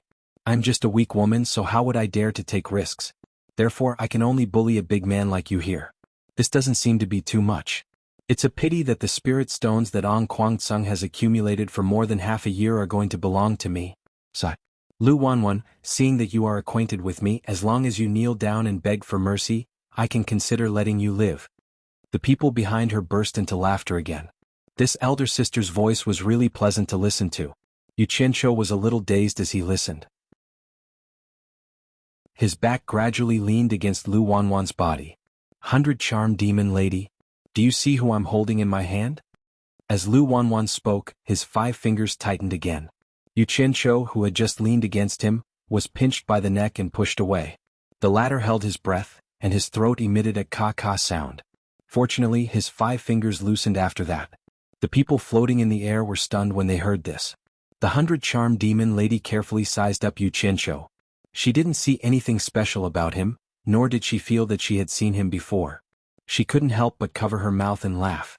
Lu Wanwan, you want to threaten me by simply holding a low-level disciple of An Kuang-sung as a hostage? Do you really think that I am as stupid as you? Ah. Lu Wanwan laughed wildly. Demon woman, others may not know, but do you think I don't? For the past 100 years, my junior brother has been depressed because of you and has been lonely all day. I don't think you have forgotten my junior brother, have you? Are you really here to steal spirit stones? You must be here to vent your anger after hearing about my junior brother's death, right? The ones who killed my junior brother are the Daluo sect. Why don't you go and vent your anger on them? Do you know who is in my hand? It is the direct disciple who is as close to Hao Wuwei as father and son. Demon woman, if you dare stand in my way, I will definitely kill him. Yu Qianqiu's body trembled when he heard the first part of the sentence. He vaguely guessed that the person Lu Wanwan was talking about was his master. However, when he heard that the person was called Hao Wuwei, he immediately understood that Lu Wanwan was probably trying to pass off a fish's eye as a pearl and find an opportunity to escape. But this was also good. If that big sister was really his master's lover, he really wouldn't dare to have any improper thoughts. The 100 charm demon lady stared at Yu Qianqiu with a glint in her eyes. Her expression turned solemn and she said sternly, so what if he is Hao Wuwei's disciple? The disciple of such a heartless person is definitely not a good person. Even if you don't kill him, I will kill him as soon as possible. As soon as she finished speaking, she turned into a red shadow and pounced forward like a ghost. *CK. No matter how beautiful a girl is, her life is more important. Yu Qianqiu was startled. Just as he was about to hide in the golden bead, his neck suddenly tightened, and his mind temporarily blanked out. He vaguely felt that he was thrown away by Lu Wanwan. As soon as he regained consciousness, he felt a soft fragrance wrap around him. When he opened his eyes again, he was already lightly landing on the ground. Above him, a group of people chased after Lu Wanwan. Strange? I'm actually fine? Yu Qianqiu couldn't believe it, but both sides wanted his life. He looked around and saw that there was no one around, the pungent smell of blood, and the ground was littered with broken corpses. Obviously, most of them were An Kuang-sung's people. He could also vaguely see that a few of the corpses belonged to An Kuang-sung's elders. He didn't dare to have any improper thoughts anymore. With a thought, he disappeared from where he stood. Chapter 27. Stop. The 100 Charms beauty waved her hand and shouted after Zhang Xian. A group of people stopped in the air. One of her subordinates asked, Palace Master, why did you stop? Lu Wanwan can't escape. Leave him alive to inform An Kuang-sung. More than 10 original soul stage elders died and so many spirit stones were lost.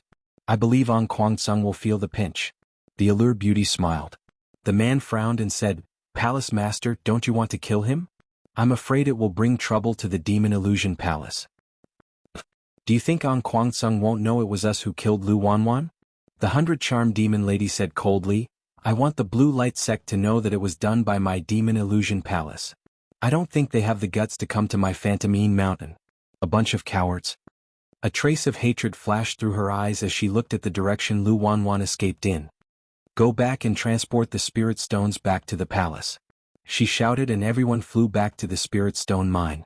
In the sky above the Spirit Stone mine, the Allure Beauty looked around in confusion. She had planted a soul sense on the young man, but why couldn't she sense it? She could clearly feel that the divine sense she planted had been easily dispelled by someone. She was at the early stage of passing tribulation. How could someone who was not at the middle stage of passing tribulation easily dispel the divine sense she planted? Moreover, it had happened in an instant. This meant that the person who had dispelled the divine sense was most likely at the late stage of passing tribulation. Otherwise, it would have been impossible to dispel it in such a short time. Palace Master, come down and take a look. Something strange has happened. The subordinate who was transporting the dragon body reported. The pretty figure in the air suddenly flashed and entered the warehouse. Looking at the empty warehouse, the Allure Beauty's face was no longer seductive. She frowned and her face was full of solemnity. The whole warehouse of spirit stones was gone. How was this possible? He clearly saw that the Blue Light sect had brought the spirit stones in before he made his move. Who on earth had such magical powers to be able to transport all the spirit stones away in such a short period of time? It was simply unimaginable. Recalling the matter of her divine sense being removed by someone just now, she was suddenly startled. Her figure flashed into the air and she shouted, "Everyone return to the Demon Illusion Palace immediately. We can't stay here for long." The group of subordinates could hear the urgency in the Palace Master's voice. Not daring to slack off, they flew into the sky and followed the Palace Master. As soon as Yu Qianshou entered the Golden Pearl, he saw the conspicuous mountain, and shouted, "I'm rich." Immediately he leaped over and had intimate contact with it. He rolled on top of it and danced with joy. He patted the bag full of spirit stones and laughed heartily. After a long time, he stood up and looked at the majestic figure before him with a satisfied expression. Just as he was shaking his head, he saw Shi Xiaotian pacing back and forth at the side. He was slightly taken aback, and only then did he remember that he had brought Shi Xiaotian in as well. Logically speaking, he did not want Shi Xiaotian to know about Jin Zhu, but in the heat of the moment he did not care so much. So be it. After observing him for this period of time, this kid should be a trustworthy person. Suddenly he realized that something was wrong. Shi Xiaotian seemed to have been walking in circles within a radius of tens of meters. Could it be that this kid had nothing better to do and was taking a walk? Unlikely. He could not help but shout, "Xiaotian, what are you doing?" No response. He shouted a few more times, but there was still no response. It seemed that he could not even see that he was standing in front of him. Yu Qianshou felt strange and walked over to see what he was doing. But as soon as he walked within tens of meters of Shi Xiaotian, there was a force that repelled him. The harder he tried, the stronger the force became. Yu Qianshou understood that there was no one else here except for Sister Bai. She must have done something. He immediately passed through the forest and came to the bamboo house. In the bamboo pavilion the music was still playing and the beauty was sitting. He laughed and applauded. The beauty really plays the zither well and sings a good song. The white fox did not even bat an eyelid and ignored him. Yu Qianshou sat in front of her and said with an awkward smile, "Good sister, release the people outside. He's my friend." The music suddenly stopped, and the white fox glanced at him coldly. A certain someone jumped in fright. He had never seen such a sharp look from her. The former said coldly, "It's because I know you sent him in, or else I would have dug out his shifty eyes long ago. He's not welcome here. I'll let him out when you decide to send him out." Oh. Yu Qianshou was stunned. He thought to himself, how did Shi Xiaotian's eyes offend you? Looking at the peerless beauty in front of him, he immediately reacted and shook his head with a bitter smile. "With your beauty, which man wouldn't take a second look at you? Forget it, I won't say any more. Xiaotian, you're out of luck. Turn around." The white fox said with a slightly surprised look. "What?" Yu Qianshou was stunned. The white fox glared at him and scolded, "I told you to turn around. Didn't you hear me?" "No way, sister. You won't even let me look." The other party's pretty face turned cold. Yu Qianshou did not dare to speak any more and obediently turned around. Two slender fingers reached out and touched Yu Qianshou's back. Before he could react, he heard the white fox say, "It's done." He turned around and saw a transparent flame on top of her slender fingers. "What is this? It's on my body?" Yu Qianshou asked suspiciously. The white fox frowned and said, "Someone planted a strand of divine sense on your body. If it wasn't discovered in time, the person would have immediately discovered your whereabouts the moment you appeared outside. Judging from this divine sense, the person is a woman. I'm afraid her cultivation level has already reached the early stage of the tribulation passing stage. Could it be her? Yu Qianqiu let out a strange cry. He had already suspected the temptress of 100 charms, but he was not sure why she had done this. Could it be that she had discovered that he had stolen the spirit stones? The white fox did not say anything else. A ball of flame appeared on her fingertip and wrapped around the strand of divine sense, turning it into smoke in an instant. Looking at the strand of divine sense that had turned into smoke, Yu Qianqiu's expression turned serious. He tapped his fingers on the stone table happily, thinking about what he should do from now on. The white fox did not disturb him. This scene was familiar to her many years ago. The scholar was frowning as he pondered over the questions in his book while she watched quietly from the side. She liked this feeling very much.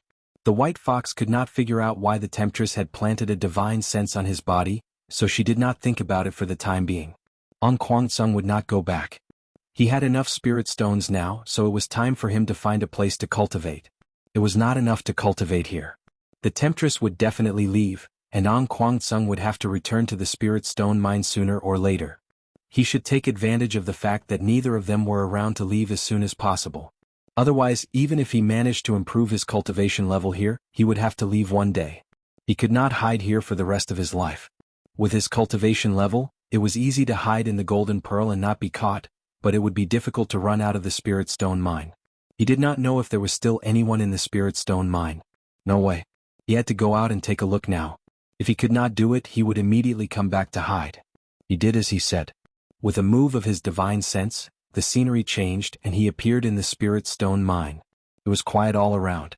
The smell of blood had not dissipated, and no one cared about the disgusting severed limbs.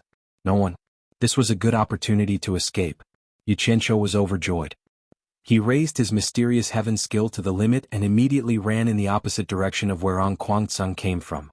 His cultivation level was still far from flying on a sword, but his running and jumping speed was not something an ordinary person could compare with. He escaped like a wisp of smoke in the desolate mountains. Not long after, he was already far away from the spirit stone mine. Thinking back to the scene at that time, he felt a little scared. Speaking of which, he really had to thank Lu Wanwan. If he hadn't forced him and Shi Xiaotian to carry the last 2 bags of spirit stones, the 2 of them would have been like the other miners, with their heads separated from their bodies. The situation at that time was too sudden. Even if he had the golden pearl, he would not have made it in time. So, cherish your life and try your best to escape. Just a while after Yu Qianqiu left, almost 100 streams of light came from the direction of An Kuang-tsung and landed on the spirit stone mine. If anyone who knew An Kuang-tsung saw this, they would be shocked. Almost all the elders of An Kuang-tsung were there. An Kuang-tsung sect master Lu Changqing and elder Lu Wanwan were among them. They were led by 3 old men with white hair and beards. Even if Yu Qianqiu was here, he would not have seen these 3 people. Everyone glanced at the spirit stone mine that looked like a slaughterhouse. Their faces were all pale. When the 3 old men in the lead closed their eyes shone brightly. Just this point alone was enough to show the high cultivation level of the 3. Moreover, the 3 of them could stand in front of sect master Lu Changqing. It was obvious that their status was not ordinary. The face of the old man in the middle twitched. He said slowly, "Look around." Other than the 2 old men on the left and right, everyone behind him received the order and dispersed. Soon, the elders returned and reported the situation. When they heard that all the spirit stones had been robbed and there were no survivors in the mine, the old man in the lead snorted and said, "Lu Changqing, what did you do as a sect master? Why did you store the spirit stones for half a year before they were shipped back to the sect?" Lu Changqing's expression changed. He knelt on the spot and said fearfully, "Master, the sect still has a lot of spirit stones in storage. The mining volume of the 5 spirit stone mines is increasing. I'm afraid that we won't be able to store all the spirit stones, so..." "Enough." The old man cut him off.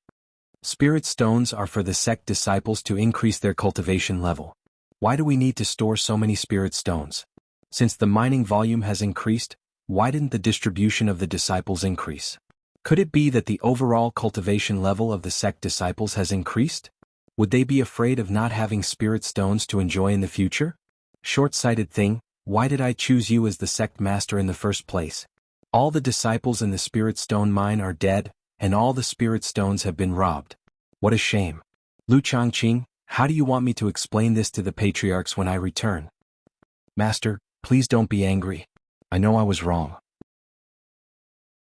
I am willing to accept the punishment. Lu Changqing, who also looked like an old man, had lost all of the dignity of a sect master. The old man glanced at the kneeling disciple and looked at the two old men on the left and right. He said in a deep voice, "Junior brothers, it seems that I, Ong Kwangtsung, have been quiet for too long. Some time ago the Deluo sect killed my disciples and stole my spirit herbs. Now the Demon Illusion Palace has come to kill and rob. I wonder who will come to visit next time. I just broke through to the middle stage of tribulation passing a few days ago. It's time for me to play a role. What do you think, junior brothers?" One of the old men said coldly, "If I remember correctly, Ong Kwangtsung should be one of the top 10 cultivation sects of the Wuxia Empire." The other old man smiled faintly. "It seems that the cultivation world is too quiet now."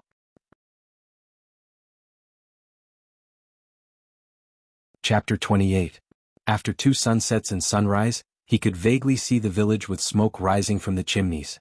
Believing that Ong Kwangtsung would not find him, Yu Qianqiu, who was panting, stopped and returned to the Golden Pearl. The big pile of spirit stones was still there. Looking at Shi Shaotian again, he was sitting there dejectedly, as if he had no hope of getting out. Yu Qianqiu looked at him and shook his head. He passed through the forest and walked into the bamboo pavilion.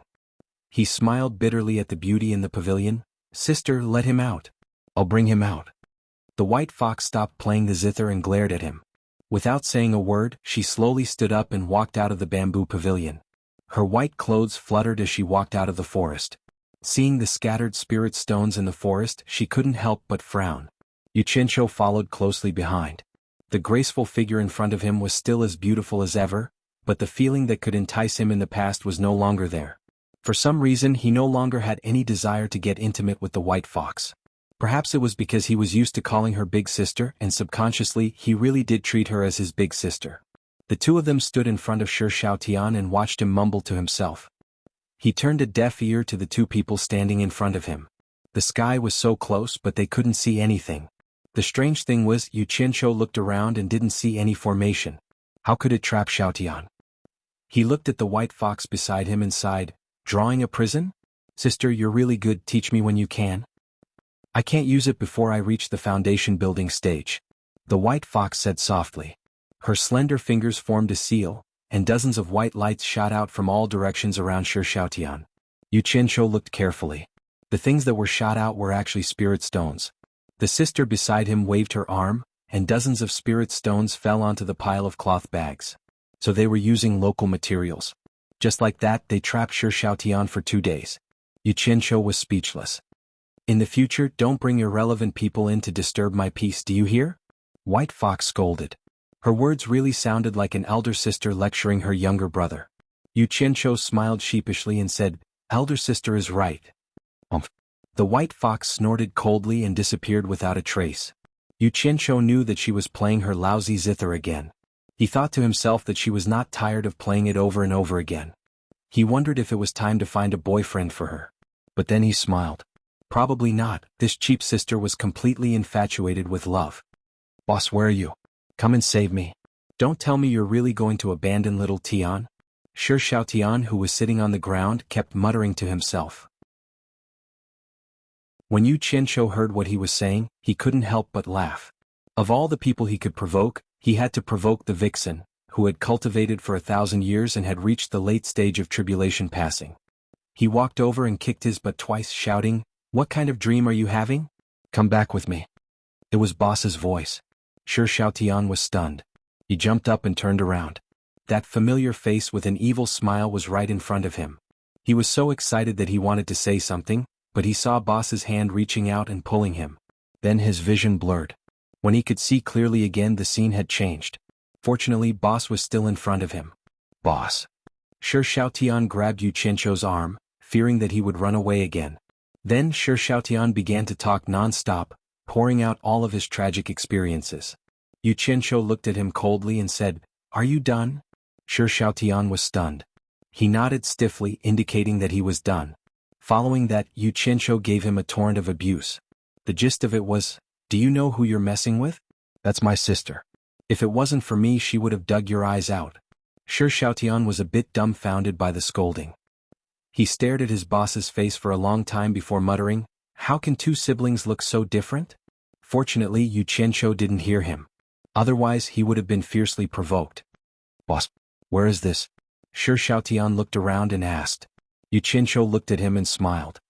He let out a long breath and said, I also don't know where this place is. But from today onwards, the two of us will no longer exist in Ong Kwangsung. We also don't need to look at Ong Kwangsung's face anymore. He was right. When Lu Wanwan returned to Ong Kwangsung, many people asked about Yu Qianqiu. The answer they got was that he had probably died in the hands of the Enchantress of 100 Charms. This made all the elders sigh. The capital of the Wuxia Empire was a bustling place. There was an endless stream of horses and carriages, and people came and went. Both sides of the smooth streets were lined with inns and tea houses. There were all kinds of shops. Walking on the streets, the sound of peddlers could be heard everywhere. From time to time, beautiful women dressed up could be seen. They were in groups of 3 to 5 trying to attract people. Looking at the signboards behind them, it was nothing more than Yihong Brothel, or 100-Flower Brothel. The ladies in the brothel had long trained their eyes. They could tell who was rich and who wasn't. For example, the two people walking on the street, the ladies were afraid to avoid them. Yu Qianqiu and Shi Xiaotian chuckled. Their current appearances were indeed unsightly. They had traveled thousands of miles and were covered in dust. Finally, they had arrived at this bustling capital city. Why did they come here? Because Shi Xiaotian was homesick. Also, the two of them had left Ong Kwangsung and didn't know where to go. Yu Qianqiu was also interested in seeing the capital. National Pillar General's residence? Far away from the bustling city, in front of a majestic courtyard, Yu Qianqiu read the signboard. He looked at Shi Xiaotian suspiciously and said, Are you sure this is your home? Are you sure? He couldn't be blamed for asking this question. The latter had led him on a few wrong paths while searching for his home. In the end, he had gone through so much trouble, and now he was led to a place with such a scary signboard. Shi Xiaotian shook his head silently. Looking at the majestic courtyard, tears welled up in his eyes. Yu Qianqiu looked at him in disdain. This unlucky child was crying so easily. It was really unbearable. However, it seemed like he was right. He didn't say anything else. He crossed his arms and waited quietly. The two of them were silent for a while. Just as Shi Xiaotian was about to knock on the door, the hurried sound of horse hooves came from afar. The two of them turned their heads to look. Dozens of horses galloped over from afar. Soon they arrived before the two of them. Stop. The leading young general in dark silver armor waved his hand and shouted. He pulled the reins in his hand. The strong horses neighed, and the dozens of people behind them stopped the galloping horses. Dozens of people jumped off their horses at the same time, their armor clanking loudly.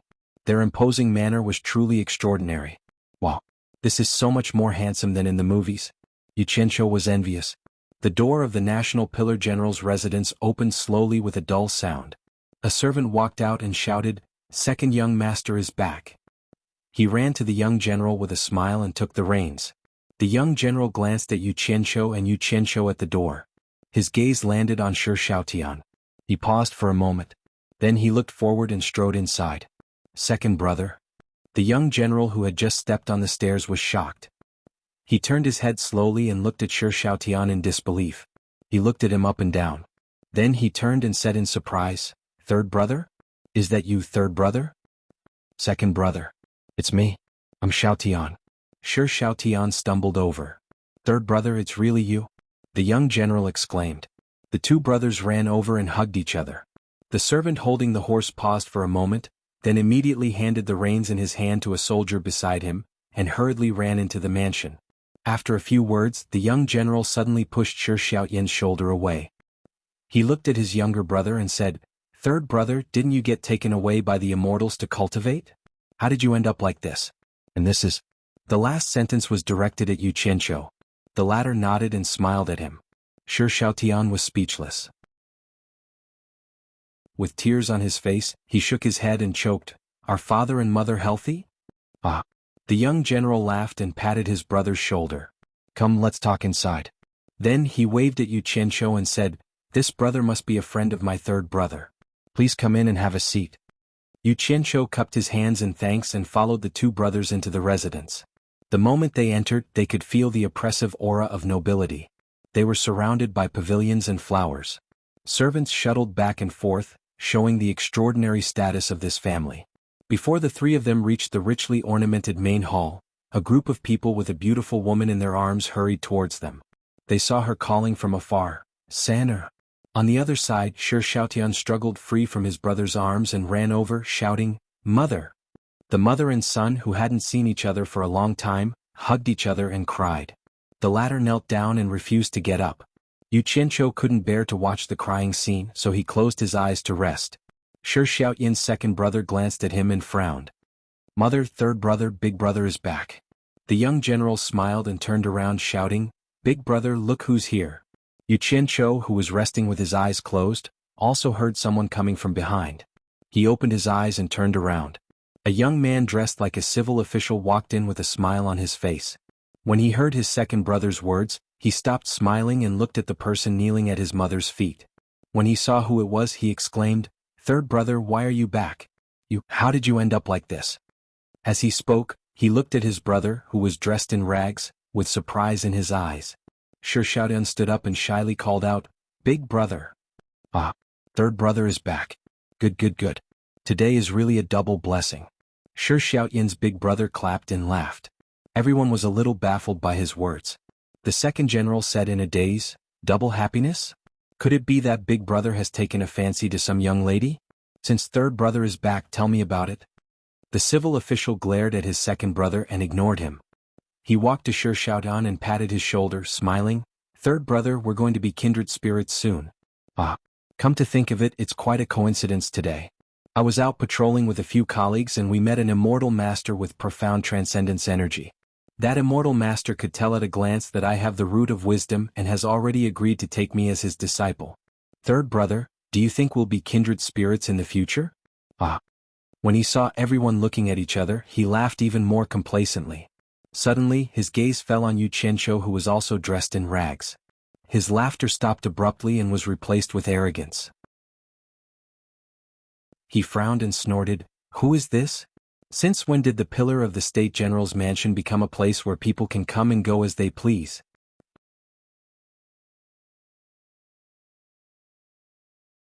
Chapter 29.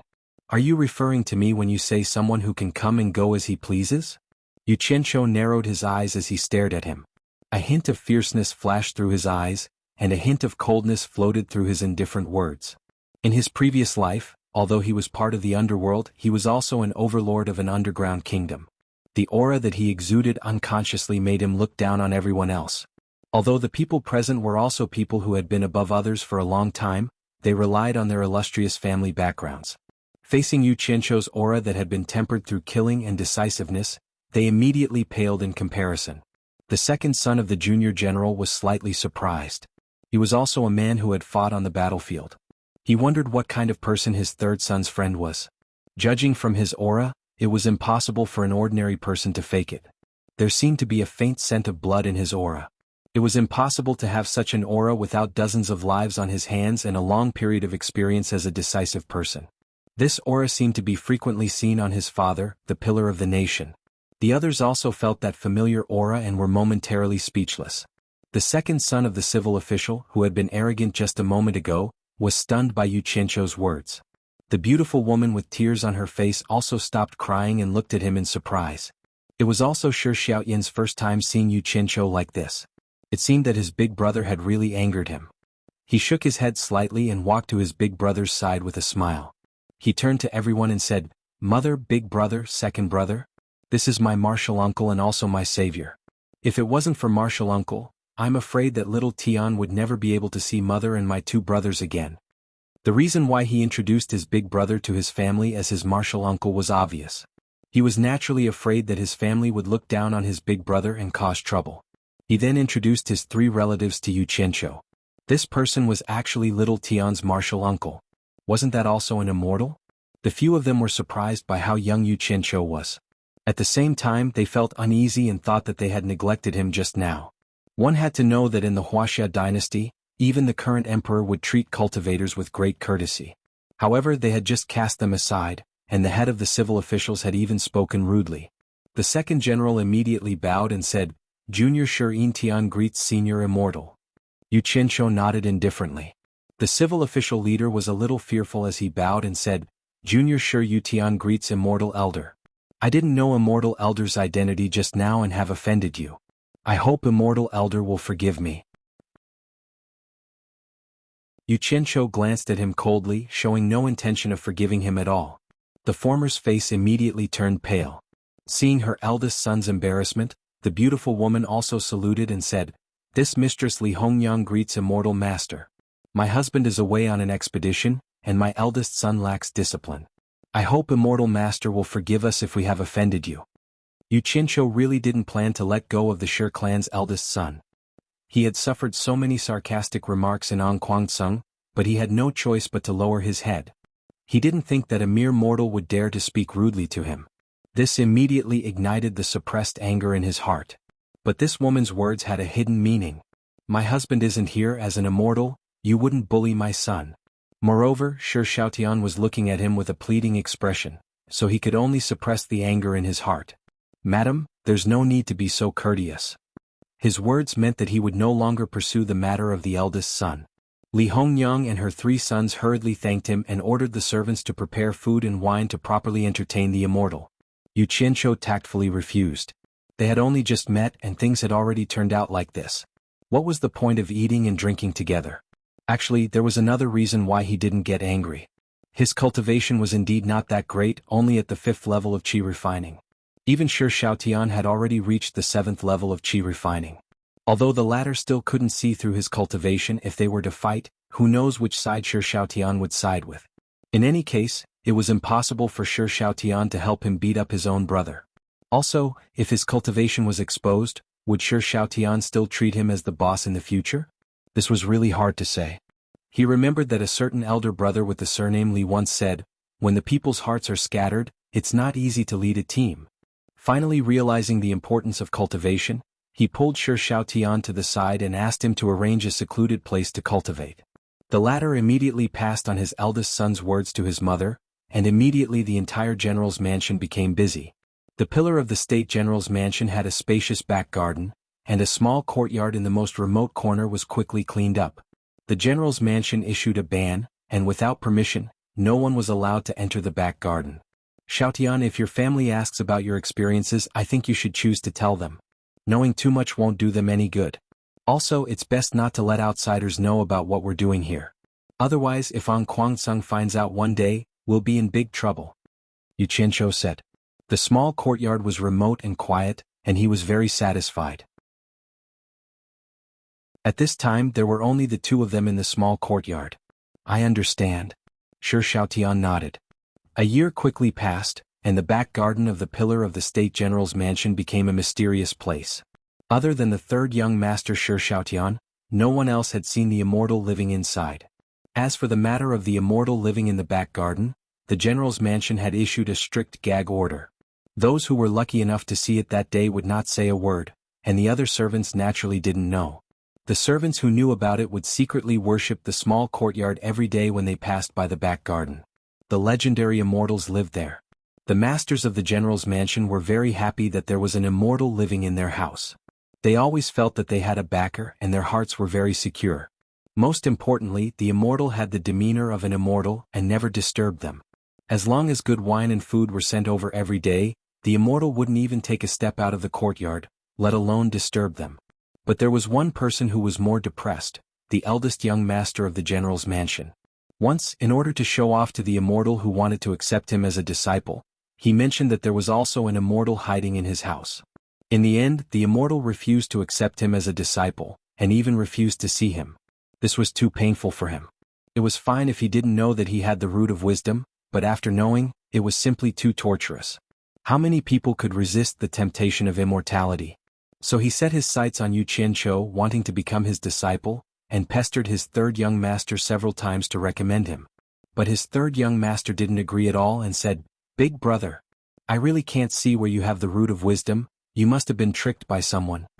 He was obsessed and didn't believe it no matter what, thinking that his 3rd young master didn't want to recommend him because he had offended his martial uncle, and because of this he blamed his 3rd young master. There was one time when he was blinded by lard, and he barged into the small courtyard, intending to beg Yu Qianqiu to accept him as a disciple. In the end, the moment he stepped into the courtyard, he felt like he was in a fog, and he couldn't get out no matter how many twists and turns he went, and he didn't see a single person. This was originally a simple formation that Yu Qianqiu learned from the white fox in case someone barged in, and he set it up in the courtyard. Although it wasn't a powerful formation, it wasn't a problem to trap a mortal, but he didn't expect it to trap this guy. When Shi Xiaotian found out, he didn't know whether to laugh or cry. He could bring his big brother out, but it wasn't good for him to do that, so he could only beg Yu Qianqiu to let him go. After Yu Qianqiu understood why Shi Yutian was trapped, he shook his head and refused Shi Xiaotian, saying that he wanted to keep Shi Yutian trapped for a few more days, and if he didn't let his big brother suffer a little, he was afraid that there would be no end to it. Shi Xiaotian thought about it and agreed. But after 2 days, Li Hongyang became anxious, and she couldn't find her eldest son anywhere, and the imperial court was also looking for him everywhere. In the end, Shi Xiaotian was afraid that his mother and second brother would be too anxious, so he told his family that his big brother had barged into his martial uncle's courtyard and was trapped. Li Hongyang and Shi Yintian were shocked, and they quickly went to the courtyard in the back garden, but they didn't dare to enter the courtyard again. They saw Shi Yutian running around like a headless fly, and it was obvious that he was very weak since he hadn't eaten or drunk anything for 2 days. The mother and son immediately knelt in front of the courtyard and begged Yu Qianqiu. Yu Qianqiu thought that since the food and lodging belonged to him, he didn't want to go overboard, so he released Shi Yutian and warned him that if he barged in again, he wouldn't let him off lightly. This was only a small matter, but after the mother and son saw Yu Qianqiu's divine power, they respected him even more. After Shi Yutian had a taste of it, his heart itched even more, but he didn't dare to barge in again. Relying on the large amount of spirit stones and the golden pearl, Yu Qianqiu successfully broke through to the 10th level of qi refining in a short period of 1 year. Shi Xiaotian reached it earlier than him. After reaching the peak of qi refining, the next step was foundation building. After asking the white fox, a very serious problem was placed in front of him. Foundation building, core bearing, nascent soul, and tribulation passing were the 4 thresholds that cultivators couldn't cross. These 4 thresholds couldn't be crossed without the help of external forces, and the so-called external forces referred to the miraculous pills that could cleanse one's meridians. Why must one cleanse one's meridians? A cultivator's body was like a vessel. If the vessel wasn't strong enough, it wouldn't be able to bear a stronger cultivation. If one forcefully broke through, there would only be one result, and that was death by the explosion of the body. Yu Qianqiu asked the white fox, "You were trapped in the cave for so many years and didn't take any miraculous pills, so how did you break through from the nascent soul stage to the tribulation passing stage? Now that I know this is the magical effect of the golden pearl, does that mean I can also use it to advance?" The white fox told him again, "This is not the same thing. The cultivation world was divided into 3 paths: human, demon, and ghost. The white fox belonged to the demon path, which was different from the other 2 paths. The demon path's cultivation and body refinement were carried out at the same time. If the body refinement was not successful, cultivation would be difficult. It was the hardest path to cultivate among the 3 paths, but it was also the most powerful among the 3 paths. The ghost path was the easiest path to cultivate. They didn't cultivate spiritual qi but yin qi. As long as there was enough yin qi, they could increase their cultivation without any restrictions. However, due to the restrictions of the laws of heaven and earth, its power was also the weakest among the 3 paths. Although the human path was divided into the righteous path and the demon path, this was just a division between people. In fact, it was just a difference in the cultivation method. In the end, there was only one path. The human path was intelligent, and the 3 paths were respected.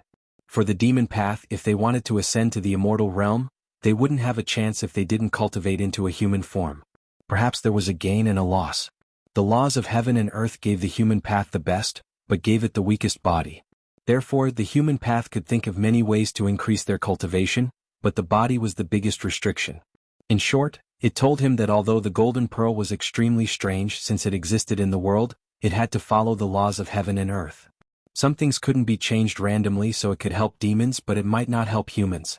The white fox also said, "When the golden pearl was in my body, although I didn't use it, I could feel the changes in my body and cultivation day after day." How did you feel after swallowing it for such a long time? Yu Qianqiu immediately became dejected, and told her that other than his physique becoming a little better, he didn't feel anything. The white fox sighed. This kind of treasure of heaven and earth must have its own advantages for the human, demon, and ghost paths. There was no other way. It seemed that he still had to get a building foundation pill to build his foundation. She also didn't eat it when he asked the white fox, so she didn't know how it was done. She only knew that the bigger sects should have the recipe to refine the building foundation pill, and it wasn't an important secret. It seemed that the spirit grass used to refine the pill was quite hard to find. Yuchencho was depressed. If he had known earlier, his relationship with the Clear Sky sect wouldn't have been so stiff. He couldn't just run back now. Wasn't that courting death? Not only was he depressed, Shi Xiaotian was also depressed. Only now did he find out that this martial uncle of his actually hadn't passed the building foundation stage, causing him to hold onto a pile of spirit stones and cultivate with all his might. In the end, even if Yuchencho gave him more spirit stones, he wouldn't dare to absorb them anymore. What? The true qi in his body had already reached the limit of the aura refining stage. If he absorbed any more, his body would explode. Who would dare to play with their lives? In the courtyard, the two of them looked at the pile of spirit stones and sighed. Although these things were good, what could they do? Where to get the building foundation pill became a headache. Suddenly Yuchencho shouted, "I got it." Shi Xiaoyan's body trembled and his eyes lit up. "Boss, you got away?" Yuchencho smiled and said, "Doesn't your big brother know some bullsh *T celestial being? Go call your big brother over, I have something to ask him."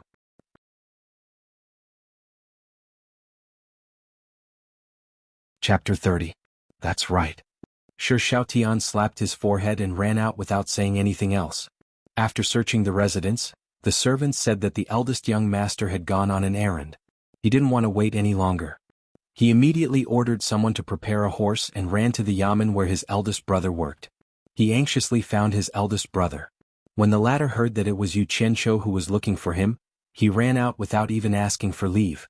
As for the sedan chair that he used to work in, he didn't want to sit in it anymore. He untied the horse at the entrance of the yamen and disregarded the civil official's politeness. He got on the horse and galloped home. The way he got on the horse was very smooth. He was indeed the son of the pillar of the state general. He had a good upbringing. "Eldest brother, wait. That's my horse." Shi Xiaotian shouted at the entrance of the yamen. However, his eldest brother wouldn't hear him. Even if he did, he probably wouldn't come back. He had no choice but to let his eldest brother's sedan chair bearer carry him back. The servant of the general's residence was stunned when he saw Shi Xiaotian returning on a horse. He smiled and said, "The eldest young master is back." Shi Xiaotian jumped off the horse and threw the reins away. He didn't have the time to care about him. He ran to the backyard and was about to enter when he seemed to think of something. He held onto the wall and shouted excitedly, "Celestial Master, Shi Xiaotian is here." He was afraid that no one inside could hear him, so he shouted twice. Didn't he say he went on an errand? Why was he here so soon? Yuchencho was slightly stunned. He then said politely, "Xiaotian is here. Come in." He sounded like a senior talking to a junior. Shi Xiaotian didn't care about this. He accepted the order and walked in as if it was a matter of course. With the permission of the Celestial Master, he didn't encounter the same situation as last time. His anxiety turned into joy. On the steps under the eaves, the Celestial Master was looking at him with a smile. Shi Xiaotian was so excited that he couldn't speak. He knelt down and kowtowed continuously. "What are you doing? I just want to ask you a question. Why are you so excited? I'm not even as old as you. Won't this shorten my life?"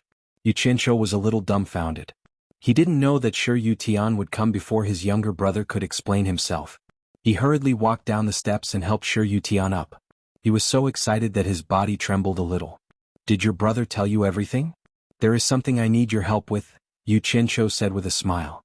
Shi Xiaotian nodded and shook his head. Yuchencho frowned, not knowing what he meant.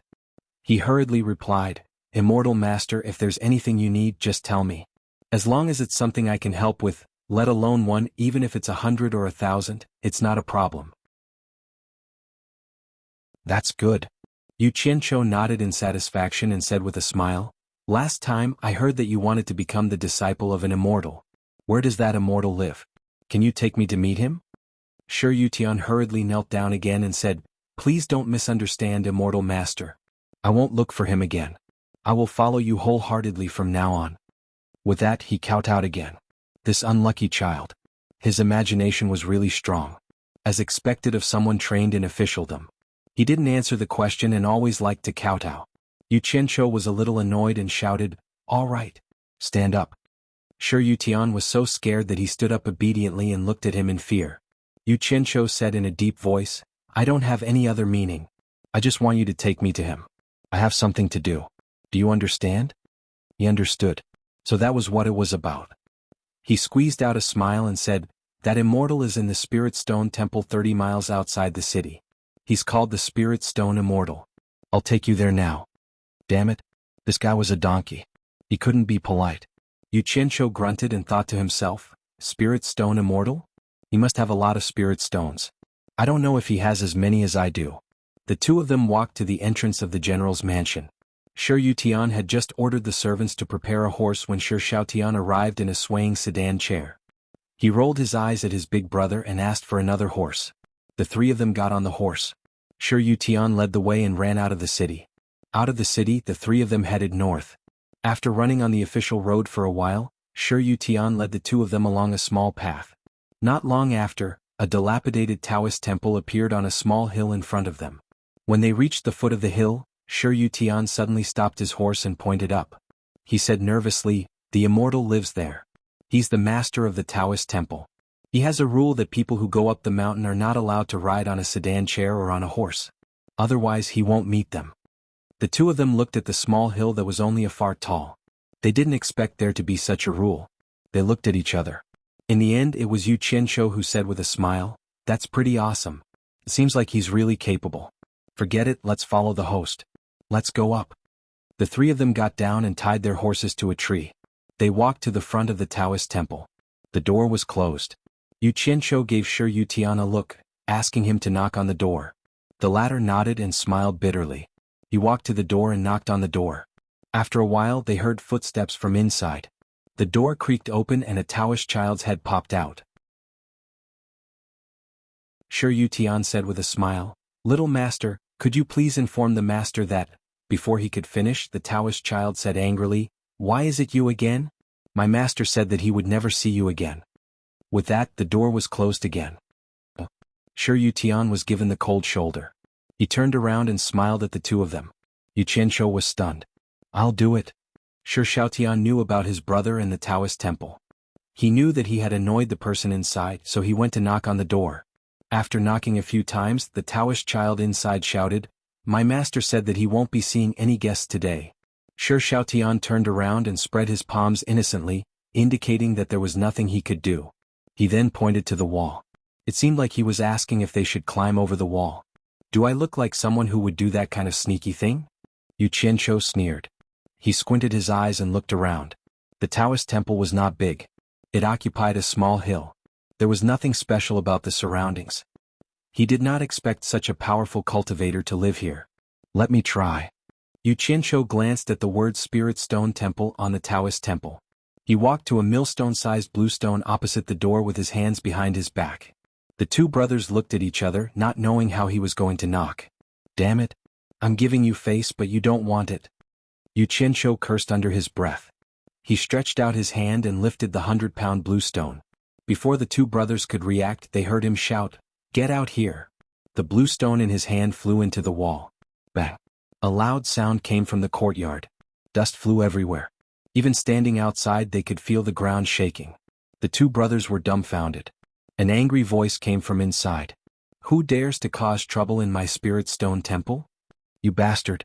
Yu Qianqiu replied in a loud voice. He hurriedly walked to the door of the Taoist temple and fiercely kicked it. With another bang, two pieces of the door directly flew in. You're courting death.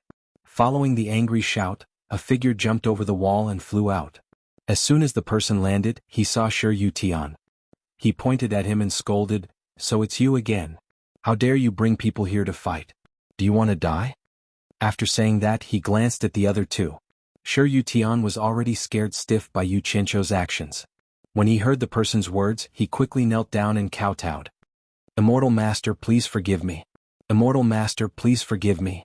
The younger brother saw his older brother's actions and frowned. He pulled him up and shouted, Big brother, you're giving the general's residence too much face. Putting on such a big show. I was wondering what kind of bullshit immortal had such a high cultivation level. So it's just an old man at the 10th level. Yu Qianqiu laughed. With one look, he could tell that this person was also at the 10th level of the qi refining stage. The person who came had a sage-like appearance. He didn't look very old, about 40 years old.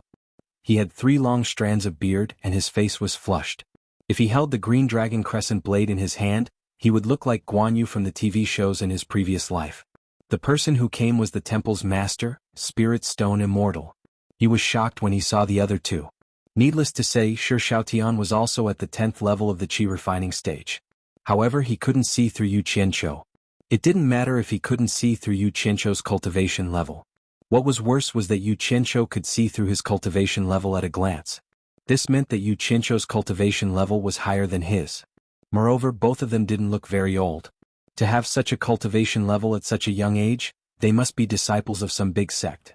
Although one couldn't judge one's age by appearance in the cultivation world, they were not people he could afford to offend. Thinking about this, the matter of him being hit by stones was already a small matter. Spirit Stone Immortal's expression changed. He quickly bowed to Yu Qianqiu and said, "I didn't know Senior was coming. Spirit Stone, please forgive me for my offense." Shi Yutian was stunned by Spirit Stone Immortal's respectful attitude. What would happen if even an immortal respected him? He looked at Yu Qianqiu with a fiery gaze. Being addressed as senior by such an old person was a little hard to accept. Yu Qianqiu thought about it and felt relieved. The cultivation world was a place where the strong preyed on the weak. Whoever was strong was awesome. Since the other party couldn't see through his cultivation level, it wasn't wrong to address him as senior. He smiled and said, "No need to be so polite. I have something to ask you." Spirit Stone Immortal nodded and said respectfully, "Senior, please come inside." Yu Qianqiu glanced at Shi Yutian, whose eyes were shining, and said to Lil Tian, "I'll be right back. You two wait for a moment." The two brothers agreed. Seeing how respectful their master was, the boy inside the door quickly ran back to prepare tea. The two brothers didn't wait for long outside the door. Suddenly they heard the sound of fighting coming from inside. Shocked, Shi Xiaotian flew into the courtyard.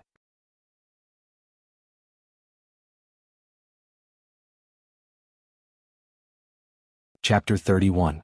Just as Shi Xiaotian landed in the courtyard, a figure flew out of the Taoist temple's main hall and landed in front of him. When he saw who it was, he was shocked. It was none other than Yu Qianqiu. Shi Xiaotian quickly helped him up. Then, Spirit Stone Immortal jumped out of the main hall's entrance. He pointed his sword at Yu Qianqiu and scolded, "I was wondering which expert came to cause trouble. So it's also a level 10 qi refinement cultivator. How dare you?" Shi Yutian, who had sneaked in, happened to see this scene. The thought that his master couldn't beat Spirit Stone Immortal appeared in his mind. Yu Qianqiu looked at his tattered robe and wiped the moisture from the corner of his mouth. The back of his finger was smeared with blood. He narrowed his eyes and sneered. When he and Spirit Stone entered, they were polite and asked some questions, and Spirit Stone Immortal answered them sincerely. It turned out that Spirit Stone Immortal had agreed to take Shi Yutian as his disciple, but it wasn't because he had a cultivation bone. In fact, Shi Yutian didn't have a spirit root. Spirit Stone Immortal only took a fancy to his identity and wanted to use him to do things in the secular world. Later, when he heard that there was an immortal hiding in his house, Spirit Stone Immortal immediately gave up on the idea. He was afraid of getting into trouble. Unexpectedly, this Spirit Stone had an extraordinary background. He was born in the Wuxia Empire's #1 cultivation sect, the Supporting Immortal Island, and his grandfather was an elder of the Supporting Immortal Island. After his grandfather passed away, Supporting Immortal Island declined in his father's generation. Supporting Immortal Island was different from other sections. It had a strange rule. If a disciple failed 3 times in a row, they would be chased out of the sect to make a living on their own. Spirit Stone Immortal Island was chased out of Supporting Immortal Island and ended up here. Perhaps he was afraid that Yu Qianqiu would look down on him. He told Yu Qianqiu a secret. Although he wasn't doing well now, it was still possible for him to return to Supporting Immortal Island. Because his grandfather was an elder, he had an Supporting Immortal medallion. This was something only elders and above had. Anyone with a spirit root could use the token to join the Supporting Immortal Island. However, the token could only be used once before it was taken away. Thus, he wanted to see if there was a chance for him to reach the Foundation establishment stage outside before going back. Otherwise, if he ran back rashly and failed to reach the Foundation establishment stage next time, he would be chased out again. Then he would not have a chance to go back anymore. Yu Qianqiu had just escaped from Kwangtsung. He had no place to get Foundation Building Dawn, so he came here to inquire about Foundation Building Dawn. Now that he heard that this guy actually had Foundation Building Dawn, how could he not be happy? He then asked Yu Qianshou if anyone could join Fuxian Island with a token. Spirit Stone did not suspect anything as he had already determined that Yu Qianshou was a disciple of some other sect. He confidently told Yu Qianshou that Fuxian Island only recognized the token and not the person. Yu Qianshou was delighted. He asked Spirit Stone if he could give the immortal supporting token to him. When Spirit Stone heard this, he got a huge shock and scolded himself for talking too much. However, he was afraid that Yu Qianshou would snatch it from him, so he tactfully refused. Spirit Stone's guess was right. Yu Qianshou really had the intention to rob him. Seeing that soft talk didn't work, he could only force it from Spirit Stone. However, this immortal supporting token was Spirit Stone's last hope of joining the supporting immortal island. Naturally, he was unwilling to give it to Spirit Stone. One wanted it forcefully while the other didn't. The two of them finally started fighting. Because Spirit Stone couldn't see through Yu Qianshou's cultivation, he was rather afraid at first. He resisted with all his might. After a few moves, he was shocked to discover that Yu Qianshou was only Qi refinement level 10. Spirit Stone's confidence was greatly boosted. Only then did Yu Qianshou realize that although their cultivation levels were similar, Spirit Stone's battle experience in the cultivation world was far from Spirit Stone's. Hence, the scene that Shi Shaotian and his brother saw happened. "Boss, let me do it." Shi Shaotian stared at Spirit Stone. "Hee. No need, you stand to the side." Yu Qianshou sneered and pushed Shi Shaotian away. In his subconscious, he was still the boss of the underworld. Since he was the boss, if he couldn't win and let his lackeys fight, then he wouldn't be able to survive in the future. Spirit Stone's confidence was greatly boosted. "Young man, I'll give you a chance. Go back and improve your cultivation before coming back." Just as Yu Qianshou was about to scold him back, he suddenly felt his dantian heat up. He secretly circulated his energy to check and saw that the golden pearl in his dantian was emitting a golden glow. His whole body suddenly became warm. The meridians that were broken by the palm strike were actually slowly healing. So the golden pearl had such a magical effect? It was indeed a good item. Yu Qianshou, who had calmed down, stared at the sword in his hand. This was the sword that his master, Hao Sansi, had given to him. This was the first time he used it in a fight. He had clashed a few times just now, but there wasn't even a scratch on it. The quality was indeed good. It just didn't feel as smooth as the machete from his previous life. Damn it. What bullsh *T cultivators. Today he had finally experienced it. If one's cultivation hadn't reached the foundation building stage, fighting was no different from fighting with mortals. They couldn't fly, and it was even more impossible for them to casually swing their swords like the white fox. If they used all their strength, they might be able to use the move, air-splitting palm, but the opponent wouldn't just stand there and let you chop them. I don't believe that I, your father, was considered an expert in one-on-one fights and group fights in my previous life. Today, I won't be able to defeat you. Thinking of this, he pointed the sword in his hand at Spirit Stone and coldly said, "I'll ask you again, are you going to give me the item or not?" Spirit Stone was stunned. He couldn't win, yet he still dared to be stubborn. He couldn't help but laugh evilly. "You really don't know life from death. I gave you a chance, but you don't want it. Then you can stay here and don't leave." After he finished speaking, he fiercely pounced forward and stabbed with his sword. "Meeting on a narrow path, the courageous wins." A phrase flashed in Yu Qianshou's mind. With a sigh, he swung his sword to block the sword that was stabbing at him. Immediately, he held the sword with both hands and used all his strength to wildly hack at it. The long sword whistled through the air as it chopped down. Spirit Stone was slightly startled. He raised his sword to block the attack and dodged to the side. Clang. He suddenly felt his palm go numb from the impact, and his sword almost fell out of his hand. He quickly took a few steps back. However, the other party followed up as if he didn't care about his life. He held the sword with both hands like it was a knife and hacked at Spirit Stone in a frenzy. Yu Qianshou chased after Spirit Stone, who was dodging all over the place. His sword wanted nothing more than to hack him in half.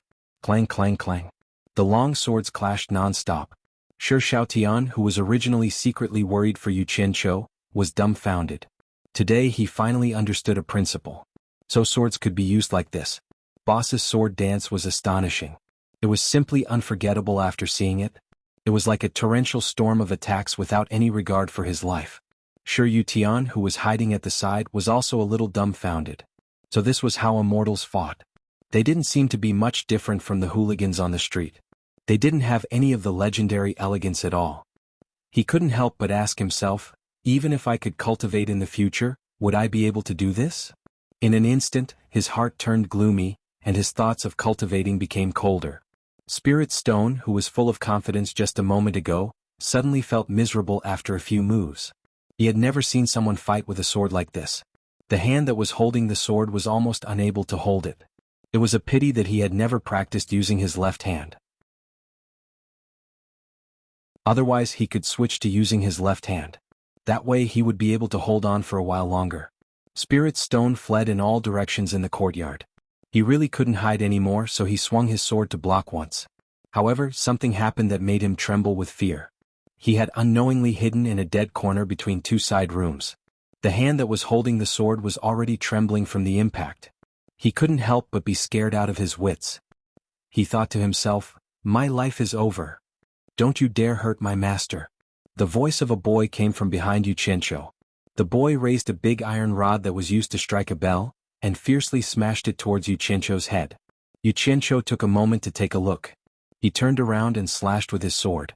The iron rod that was made of ordinary iron was immediately split into two. How could the boy have the strength to hold something so strong? After the web between his thumb and index finger was split open, he was immediately dumbfounded when he saw the thing on the ground. Yuchencho shouted, "Scram!" Then he flew over and kicked the boy's abdomen. The boy screamed and his body flew up. While he was still in the air, he spat out a mouthful of blood. When he hit the ground, he spat out another mouthful of blood and fainted on the spot. The faces of the two Shi brothers twitched. They didn't think that Yuchencho wouldn't even let a child go. This was too cruel. Shi Xiaoyan's eyes flashed and he suddenly shouted, "Boss, be careful." Although the boy didn't succeed in his sneak attack, he had bought time for his master. Ling Shi saw that Yuchencho had kicked his disciple away, and it just so happened that Yuchencho's back was facing him. He instantly felt that this opportunity couldn't be missed, and he fiercely stabbed with his sword. Hearing Shi Xiaoyan's warning, Yuchencho didn't see what was happening behind him. He could easily guess what Ling Shi was going to do. He loudly shouted, "Go to hell." He fiercely swung his sword and turned around. Immediately he saw his opponent's long sword stabbing towards his abdomen. A hint of fierceness flashed in his eyes. Ignoring the sword that was stabbing towards him, he gripped his sword with both hands and ruthlessly chopped at his opponent's head. No. Shi Xiaotian couldn't help but scream when he saw that his boss was going to suffer serious injuries even if he didn't die. He still wanted to take his opponent's life. However, he didn't know that Ling Shi was even more shocked. He thought that even if he couldn't kill his opponent, he could still force him to retreat and create an opportunity for himself to escape. However, this guy was simply a lunatic and didn't care about life or death at all. "I have a feud with you for killing my father. Is it worth it for you to do this?" As this thought flashed through his mind, Ling Shi hurriedly withdrew his sword and fiercely retreated. Bang! Yuchencho went berserk. He couldn't control his sword, and the corner of the wall on one side of the room collapsed, nearly burying Ling Shi. The latter trembled with fear as he looked behind him. There was no way out anymore. In front of him, Yuchencho stepped on the collapsed brick wall and passed through the rising dust. Wielding his sword, he pressed forward with a murderous aura. "Fight!" Ling Shi fiercely brandished his sword and stabbed forward. A cold light flashed before his eyes, and with a clang, the sword in his hand trembled. Then it disappeared without a trace. A cold sword was placed against his neck. "Stop. I'll give it to you." Ling Shi hurriedly shouted. Yuchencho cackled and said, "Even if I kill you, the item will still be mine." Ling Shi bitterly smiled. "If you kill me, I guarantee that you won't be able to find it. The item has been hidden by me." Yuchencho frowned and stared at Ling Shi for a while. Suddenly he withdrew the sword against Ling Shi's neck and said coldly, "Stop wasting time. Hand over the item and I won't kill you."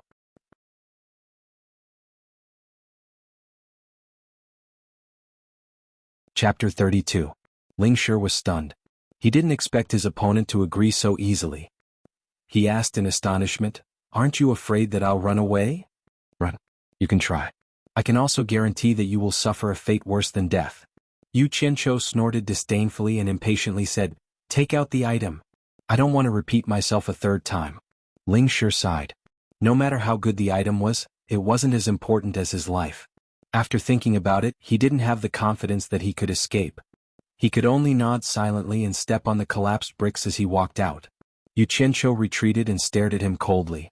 Although he said that he would let his opponent go, he still maintained a certain level of vigilance. He followed Ling Shi to the main hall and looked around. The Taoist temple was simple and didn't have many decorations. In the center there was a deity worshipped, but he couldn't recognize who it was.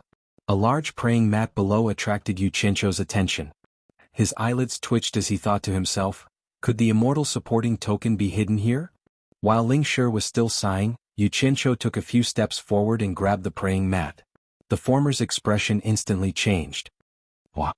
The praying mat was torn apart and 2 items fell to the ground. The buckwheat husks inside were scattered all over the ground. Yu Qianzhou glanced at Ling Shi and slowly picked up the 2 items. At this moment Shi Xiaotian also came in.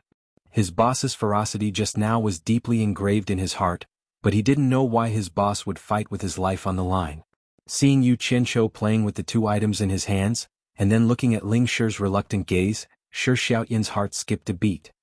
Could it be that boss is fighting so hard just to snatch other people's items? Yu Qianzhou carefully examined the items in his hands. The 2 items were a wooden token and a jade plate. The wooden token was simple and unadorned, and its sides were engraved with patterns. On one side the words "Supporting Immortals" were engraved. On the other side the image of an island was engraved. Releasing his divine sense to investigate, he could feel a roaming wave of true qi. Clearly it was injected by someone. Needless to say, this was the so-called Supporting Immortals token. The words 100 Flowers Valley were engraved on the Jade Archive. There was also a surge of Jinqi that had been channeled into the Jade Archive. There was nothing special about the rest of it and no one knew what it was used for. Yu Qianzhou looked at the Spirit Stone and asked, "What is this thing used for?" Spirit Stone didn't know whether to laugh or cry. He didn't expect that the thing he had spent so much effort to hide would be found out so quickly. He had thought that no one would notice where he had hidden it. Hearing Yu Qianzhou's question and looking at the thing in his hand, he was slightly taken aback. "You don't even know about the 100 Flowers Valley? Is it famous?" Holding the Jade Archive, Yu Qianzhou gave Shi Xiaotian a questioning look. The latter also shook his head, indicating that he didn't know. He couldn't help but ask in a deep voice, "Am I asking you or are you asking me?" Spirit Stone was taken aback. He thought to himself that he had tolerated it. It was his own fault for not being able to defeat Shi Xiaotian. Sighing, he explained, "This is the entrance token to the 100 Flowers Valley. The 100 Flowers Valley is a marketplace for cultivators of the Wuxia Empire. As long as you can afford it, you can buy almost anything there. You can also exchange items for items of similar value." "That's a good place. Give me the 100 Flowers token as well," Yu Qianzhou said indifferently. Spirit Stone exclaimed, "What's the use of my 100 Flowers token? This thing is just a proof to avoid being interrogated when entering the 100 Flowers Valley in the future. Any cultivator who enters or exits the 100 Flowers Valley, regardless of their level, can register and claim it. It's useless to take someone else's token." "I see." Yu Qianzhou nodded and asked, "Where are the locations of Fuxian Island and the 100 Flowers Valley?" "You don't even know this?" Spirit Stone looked at him as if he was looking at an idiot. He really wondered if Yu Qianzhou was a cultivator. "What? You have a problem with that? Don't you know what it means to be shameless to ask your subordinates?" Although Yu Qianzhou said so, he was also lamenting in his heart that he was indeed inexperienced. He was a complete rookie in the cultivation world. Rolling his eyes at Spirit Stone, he thought to himself, "This guy is a little useful." Spirit Stone decided not to say it. He thought, "Whatever you say is right, why should I ask for a rebuff?" Yu Qianzhou rubbed his chin and paced around. He thought for a while and said to Shi Xiaotian, "Xiaotian, I'm leaving." "Where are you going?" "The 100 Flowers Valley or Fuxian Island?" "I'm going too," Shi Xiaotian said. Yu Qianzhou smiled and said, "There's only one Fuxian token. You go back first. After I find the Foundation Establishment pill, I'll come find you. Don't worry. I won't forget you." Shi Xiaotian was silent. After a long time he nodded and said, "I understand. I'll wait for you. Boss, be careful." After that, he walked out of the main hall and called his big brother who was hiding at the side. Spirit Stone saw the boy lying on the ground. He went to check but there was no breath. Yu Qianzhou kicked him to death. Spirit Stone shook his head and sighed. "Is he dead?" Yu Qianzhou asked indifferently. Spirit Stone nodded his head heavily. It could be seen that he wasn't very sad. To a cultivator, killing a commoner wasn't a big deal. Yu Qianzhou weighed the 100 Flowers token in his hand and handed it over with a smile. He said, "I'll return it to you." Ling Shi stood up, his gaze lingering on the other immortal supporting medallion. He shook his head helplessly and extended his hand to accept the 100-flower medallion. Suddenly his wrist tightened. The hand that was handing over the medallion had already grabbed his wrist. Ling Shi turned pale with fright and shouted angrily, "You didn't keep your word." Before he could finish speaking, his vision suddenly blurred and the scene changed. After pulling Spirit Stone into the golden pearl, Yu Qianqiu laughed and let go of him. Spirit Stone looked around and shouted, "Where is this? Let me out." Yu Qianqiu shook his head and said, "You should feel honored. This is my territory. Ordinary people don't have the fortune to enter. You untrustworthy and despicable person. You promised that as long as I handed over the Fuxian token, you would let me go. Why did you imprison me?" Spirit Stone pointed his finger and cursed. No, you're mistaken. Don't you think that I did what I promised you?" Yu Qianqiu waved his hand and said with a smile, "First, I only said that I wouldn't kill you if you handed over the token. I didn't say that I would let you go. That's why you are still alive and well. Second, you didn't hand over the token. I found it myself. If you think about it carefully, you will know that I wasn't talking nonsense. Just based on this, I won't be breaking my promise if I kill you. Sophistry, I will fight you to the death." Spirit Stone Immortal roared and fiercely pounced over, fiercely hacking his palm towards Yu Qianqiu. The latter smiled and disappeared. Spirit Stone missed. A mocking laugh came from behind him. "If I want to kill you, it will be as easy as flipping my hand. If you want to kill me, it will be as difficult as ascending to heaven. So, I advise you not to waste your energy." Spirit Stone was so angry that he cried out. He turned and pounced at Yu Qianqiu again. However, no matter what he did, Yu Qianqiu always disappeared with a smile. This went on for a long time. Suddenly, Spirit Stone seemed to think of something. He looked at Yu Qianqiu and shouted, "Form displacement transposition? Is this the form displacement transposition that only a cultivator at the end of the crossing tribulation stage can use? How is this possible? Could it be that you have been hiding your cultivation? No. This is impossible." Although Spirit Stone said it was impossible, after he calmed down he felt a little afraid. Regardless of whether this was really form displacement transposition with Xiao Chen's cultivation, killing him would be as easy as flipping his hand. It turned out that Xiao Chen had been playing with him in the Taoist temple. Thinking of this, Spirit Stone's heart turned cold. Finally, he lowered his hands, no longer thinking of fighting with his life on the line. Of course, Yu Qianqiu wouldn't tell him that he could go wherever he wanted here.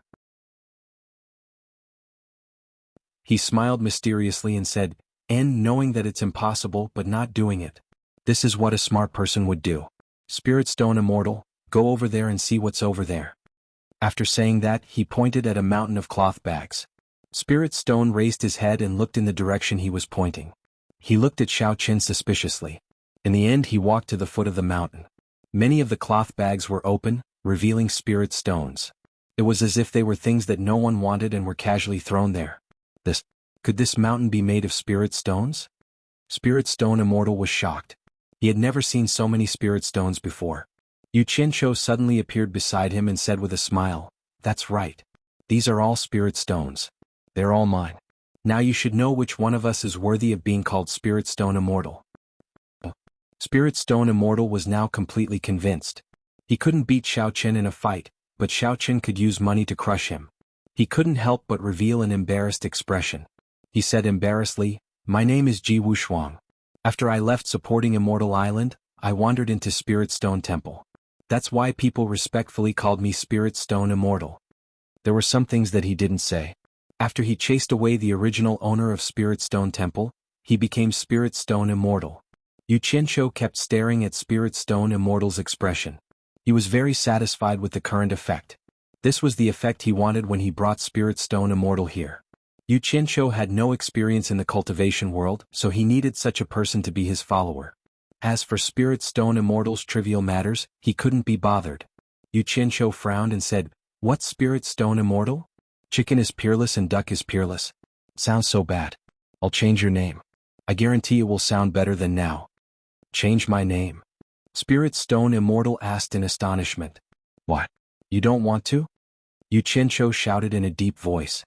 Spirit Stone Immortal shook his head silently.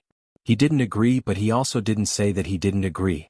Anyone would feel uncomfortable changing their name again and again.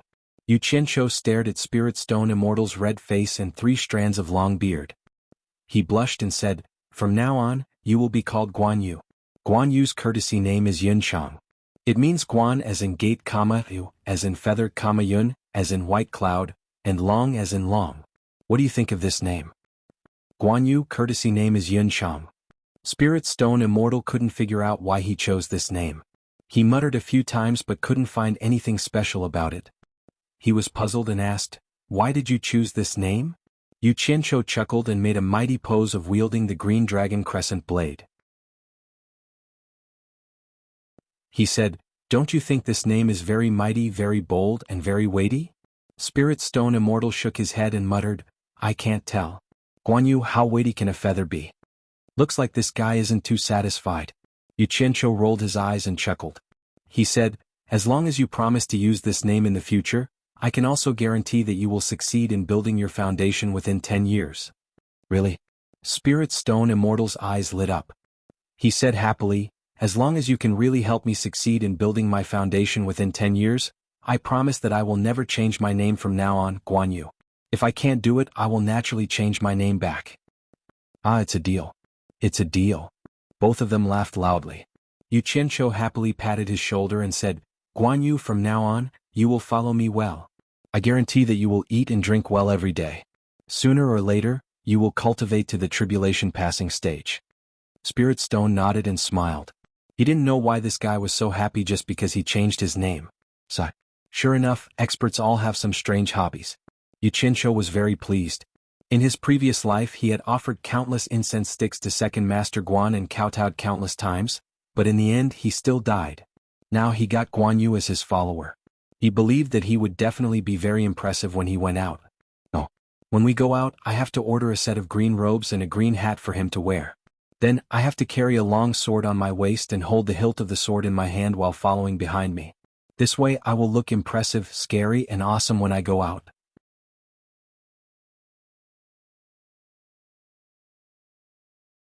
Chapter 33.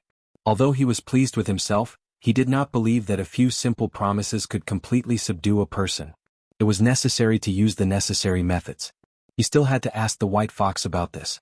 With a thought, the entire space within the golden bead appeared in his mind, including every blade of grass and every tree. After reaching the 10th level of qi refining, the territory inside the golden bead had expanded by dozens of times.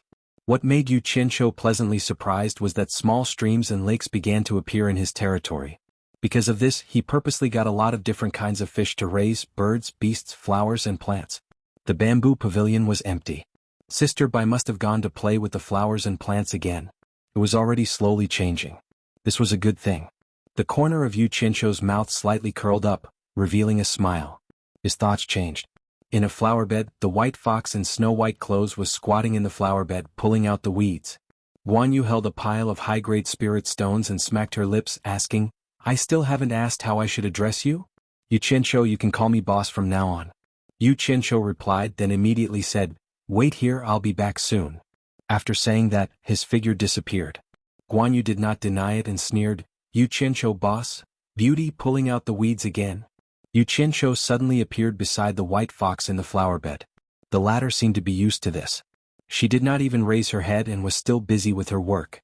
She only frowned and asked, "Why did you bring someone in again?" "Sister, don't be offended. It's just that the territory is getting bigger and bigger, so I specially found someone to plant trees." Yu Qianqiu casually replied. The white fox did not say anything else. The former squatted beside her and smiled. "Sister, let me ask you something. I want to control someone and make him loyal to me. Do you have any ideas?" The white fox stopped what she was doing and frowned. "Who do you want to control?" "It's this guy I brought in. Just now we were fighting with our lives on the line outside. Your little brother, almost died in his hands. I brought him in here. If he can't beat me, he'll surrender. But who knows if he's sincere or just pretending?" Yu Qianqiu said worriedly. White Fox's complexion changed when she heard that her brother had almost been killed. She raised her beautiful face and saw that the corner of Yu Qianqiu's mouth was clearly stained with blood. His clothes were also torn. It was obvious that he had fought with someone and was injured. She immediately snorted coldly and disappeared. Yu Qianqiu was startled. Suddenly a scream came from afar. While he was still in shock, the white fox appeared out of nowhere with a low-grade spirit stone in her hand. she said coldly. I've trapped his Yuan Shen here, you can use it without worry. If he dares to have any other thoughts, I'll make him suffer a fate worse than death. After he finished speaking, a ball of flames appeared in his hand and wrapped around the spirit stone. Immediately, a series of wails came from afar. The flames disappeared and the wailing stopped. The white fox placed the spirit stones into the small sachet on its waist. Oh my God! So powerful. Luckily he didn't do anything to Sister White. Otherwise if he did it would be fun. Yu Qianzhou's forehead was covered in cold sweat. He smiled awkwardly. Sister, you're really good. I wonder if you can teach me. If your cultivation hasn't reached the original infant stage, you can't forcefully extract other people's Yuan Shen. Also, the caster's cultivation must be higher than the caster's unless the caster is willing to give up their Yuan Shen. After the white fox finished speaking, she squatted down and continued with her work. I'll go see how he's doing. Seeing that she ignored him, Yu Qianzhou glanced at the white robe wrapped around her buttocks. Because she was working, his little heart skipped a beat. He thought to himself, what a sexy buttocks. His figure suddenly disappeared. Guan Yu's red face had already turned pale. He sat on the ground and stared blankly at Yu Qianzhou's appearance. He scrambled to hug his thigh and trembled. There's a woman here who forcefully extracted my Yuan Shen. Yu Qianzhou, no. Boss, do you know her? Help me beg her to return my Yuan Shen. Guan Yu was indeed scared out of his wits. When the woman in white first appeared, he was still amazed by her beauty. Who would have thought that the sudden burst of aura would force him to the point that he could not even move? She placed one hand on his head and easily pulled out his natal primordial spirit. The pain was simply worse than death. He was very clear that if his Yuan Shen was controlled by someone, it meant that his life was in someone else's hands. If that person was unhappy, he wouldn't even be able to run. Yu Qianzhou cried out in alarm. Your natal primordial spirit was also extracted? Guan Yu's trembling body stopped. He slowly raised his head and said in shock, is your Yuan Shen also? AI. Who said it wasn't? Yu Qianzhou shook his head and helped Guan Yu up. But you don't need to worry. She's my big sister. Since you're one of my people now, I can guarantee that you won't be in danger with your primordial spirit trapped in her hands. What? She's your sister. Guan Yu screamed and pushed him away. He shouted, she's your sister. Of course you don't have to worry. It must be you and your brother who conspired to kill me. I'll kill you. Guan Yu just waved his palm and took a step forward. The muscles on his face twisted and he fell to the ground with a bang. A miserable scream came from his throat. He rolled around on the ground looking extremely painful. Even Yu Qianzhou couldn't stand it anymore. The white fox's voice came from the air. If you dare to have any evil intentions towards my brother again, I'll make your life worse than death. I won't dare. Guan Yu used all his strength to choke out. Then, his body loosened and he laid on the ground again. It was indeed a good way to control people. But he couldn't discourage him from doing things for him in the future. Yu Qianzhou stared at him. After confirming that he was fine, he sighed. Yinchang, you're too impulsive. Do you still remember that 10th level qi refining cultivator who called me boss? Just like you, his Yuan Shen was also extracted by my sister. But he knew how to behave. He knew that my sister liked to take care of flowers and plants. Look at the flowers and trees here. They were all done by him. Guess what happened in the end? My sister was happy and returned his Yuan Shen. Now he's alive and well.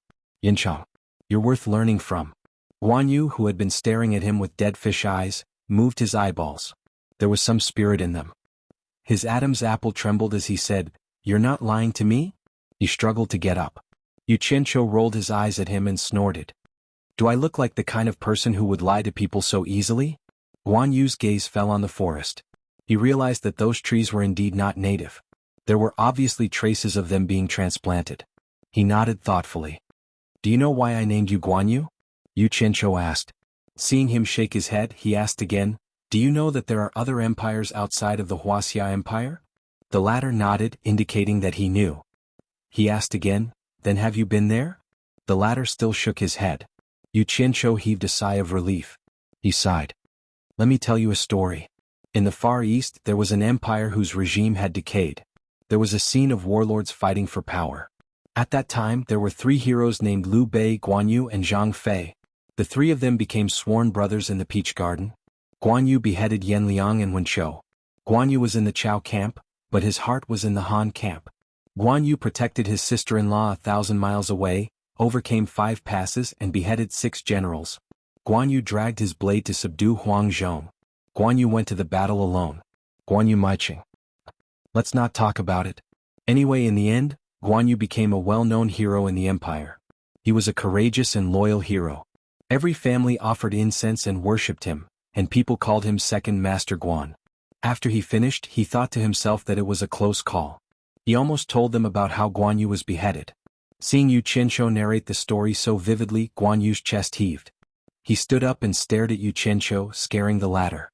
He said slowly, "You're not lying to me, are you? Is there really such a hero? What? Am I the kind of person who would lie to others? I swear to God, if I made up Guan Yu's story, I curse myself to be struck by lightning and die a horrible death." Yu Qianqiu patted his chest and swore. He thought to himself, I don't know if Guan Yu's story is true or not, but I definitely didn't make it up. Since there really is such a heroic person, it's not wrong for me to take his name, it's also fitting. From now on I'll be called Guan Yu Guan Yunchang. After he finished, he stroked his long beard and made a signature gesture of the Guan family that Yu Qianqiu had mentioned. It was quite similar.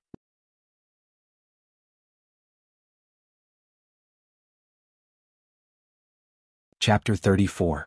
Don't talk about useless things. Guan Yunchang did it, not said it.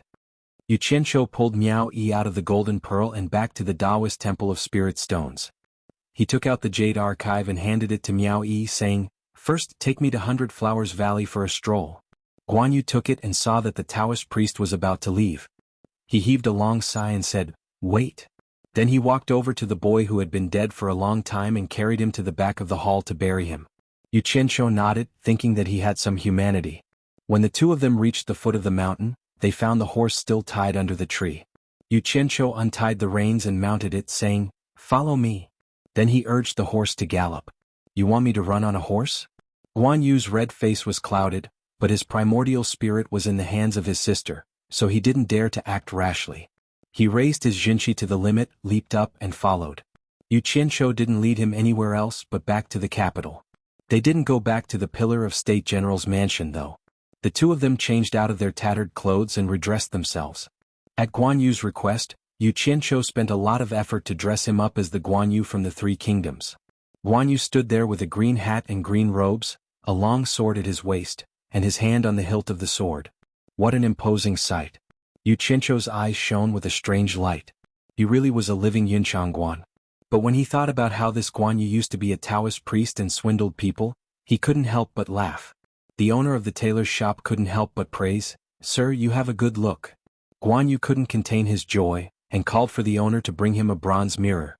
As expected, a red-faced Guan Yu appeared in the mirror, wearing a green robe and a green hat, holding a long sword in his hand. His eyes were closed, but he didn't look angry. He almost couldn't recognize himself. After exiting the tailor's shop, Guan Yu followed beside Yu Qianqiu. He was secretly trying to figure out Yunchang's unparalleled demeanor that boss had mentioned. He held the hilt of his sword and walked forward with his head held high and chest puffed out.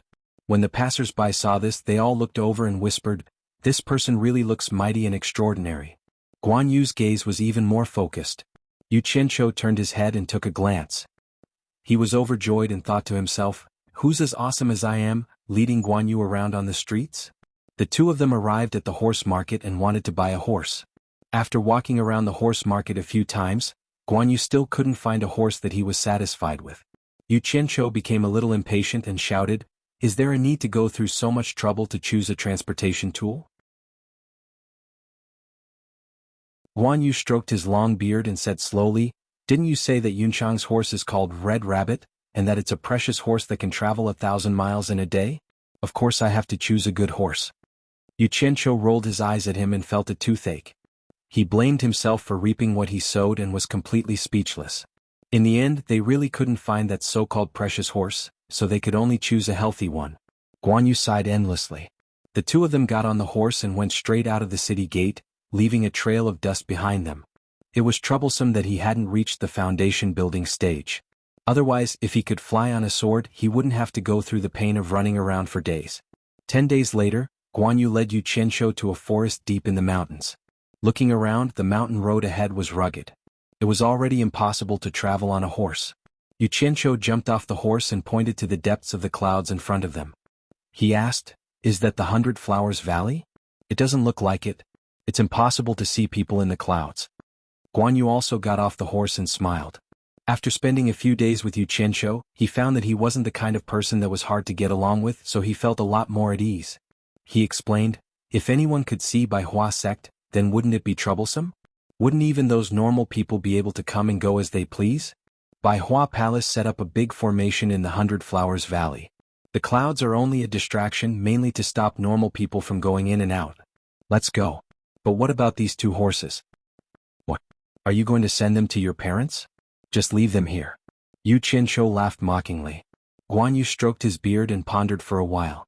Then he pulled out the long sword from his waist and broke the reins of the 2 horses. He removed the saddles and slashed the horses' buttocks twice. The 2 horses neighed in pain and ran into the deep mountains without any restraint. You're quite kind, but there are probably quite a lot of ferocious beasts in this forest. I don't know if they'll be able to live past today." Yu Qianqiu shook his head. Guan Yu was surprised by his words. He looked at the direction the horses ran in and said in a low voice, "They better pray for themselves. This isn't something we can handle. Come on, let's go up the mountain." Before he could finish his words, the sound of horses neighing could be heard, and the 2 horses ran back. Guan Yu was a bit dumbfounded. Yu Qianqiu laughed. "These horses are used to being tamed, they can't survive in the wild. They'll probably run back in fear as soon as they smell the feces of ferocious beasts. Forget it, I'll just be a bit kind." Saying so, he walked up to the 2 horses and touched them. The 2 horses disappeared. Seeing that Guan Yu was still in a daze, he waved his hand and said, "What are you spacing out for? Let's go. I've already sent them to my sister's place." Guan Yu shook his head and said, "I'm not in a daze. I'm just wondering who you and your sister are, and where exactly does your sister live?" After saying that, he walked up the mountain with a face full of disbelief. "I'll let you know when I get the chance. Tell me what's going on with this Bai Hua Palace." Yu Qianqiu followed. Bai Hua sect was founded not too long ago, less than 200 years ago. Speaking of which, it has something to do with supporting Immortals Island. Bai Hua sect leader, Bai Hua Fairy, was originally the daughter of the previous island lord of supporting Immortals Island. Unexpectedly, she married Yen Bugue, the son of the previous palace lord of the number 1 demonic sect, the 10,000 Demons. It caused quite a bit of trouble at the time. On one side was the number 1 righteous sect, and on the other side was the number 1 demonic sect. Under the pressure from both sides, the 2 sect leaders expelled the couple from their sects, and they both stepped down from their positions. It was here that the couple established their sect, establishing Bai Hua Palace. Bai Hua Palace can be considered as an anomaly in the cultivation world. You can't say that it's righteous, nor can you say that it's demonic. Yet both the righteous and demonic sects have to give it some face. Because of this, the 100 Flowers Valley where Bai Hua Palace is located has become a trading ground for the cultivation world. Both the righteous and demonic sects don't dare to cause any trouble here, and each goes about their own business. Don't you think it's strange? That's interesting. I'll have to take a good look." Yu Qianqiu laughed. The 2 of them chatted as they walked, winding their way into the depths of the mountain mist. The thick mist in the mountain was very strange, it didn't disperse even when the wind blew. The 2 of them stopped in front of the thick mist. Guan Yu took out a jade archive and imbued it with his true qi. The jade archive shot out a beam of white light towards the depths of the mist. The thick mist immediately roiled, gradually parting to reveal a path. Guan Yu instructed, "Don't run around. Just follow the path." The 2 of them walked along the path, and the mist behind them slowly closed up again. Yu Qianqiu was secretly amazed. Even the most advanced technology in his past life would have a hard time achieving this, right? Not long after, a city gate that wasn't too big appeared in front of them. Several cultivators armed with weapons stood guard at the gate. The cultivators glanced at the 2 of them, but didn't say anything. However, Guan Yu pulled Yu Qianqiu over and said, "Fellow Taoist, this is my friend's first time here. He needs 100 flowers entrance token." A cultivator sitting behind a table glanced at Yu Qianqiu, then flipped open the booklet on the table. He picked up a brush and asked, "Name? Which sect?" Yu Qianqiu. "I'm a loose cultivator with no sect or sect." Yu Qianqiu answered unhurriedly. Before coming here, Guan Yu had already informed him. Of course, he couldn't possibly say that he was Ong Kwangsung's disciple. 100 flowers entrance token, 1 mid-grade spirit stone, or 100 low-grade spirit stones, the cultivator said plainly. Yu Qianqiu nodded. He pretended to take out a mid-grade spirit stone from his robes and handed it over. Guan Yu's eyelid twitched when he saw this. Only then did he remember that the one thing this guy didn't lack was spirit stones. The cultivator took out a jade archive and let Yu Qianqiu imbue it with true qi. After that, the cultivator made a hand seal and shot a beam of white light at the jade archive. Once the jade archive was handed over to Yu Qianqiu, the matter was settled. This registration is really simple, Yu Qianqiu muttered as he touched the jade archive in his hand. Guan Yu smiled. It looks simple, but unless you personally hold the jade archive and imbue it with true qi, you won't be able to barge in. After passing through the city gate, Yu Qianqiu's eyes immediately lit up. He really didn't expect to find such a good place in the depths of the mountains. Shops and taverns stood in great numbers and hawkers could be seen everywhere. Cultivators dressed in all sorts of clothing came and went.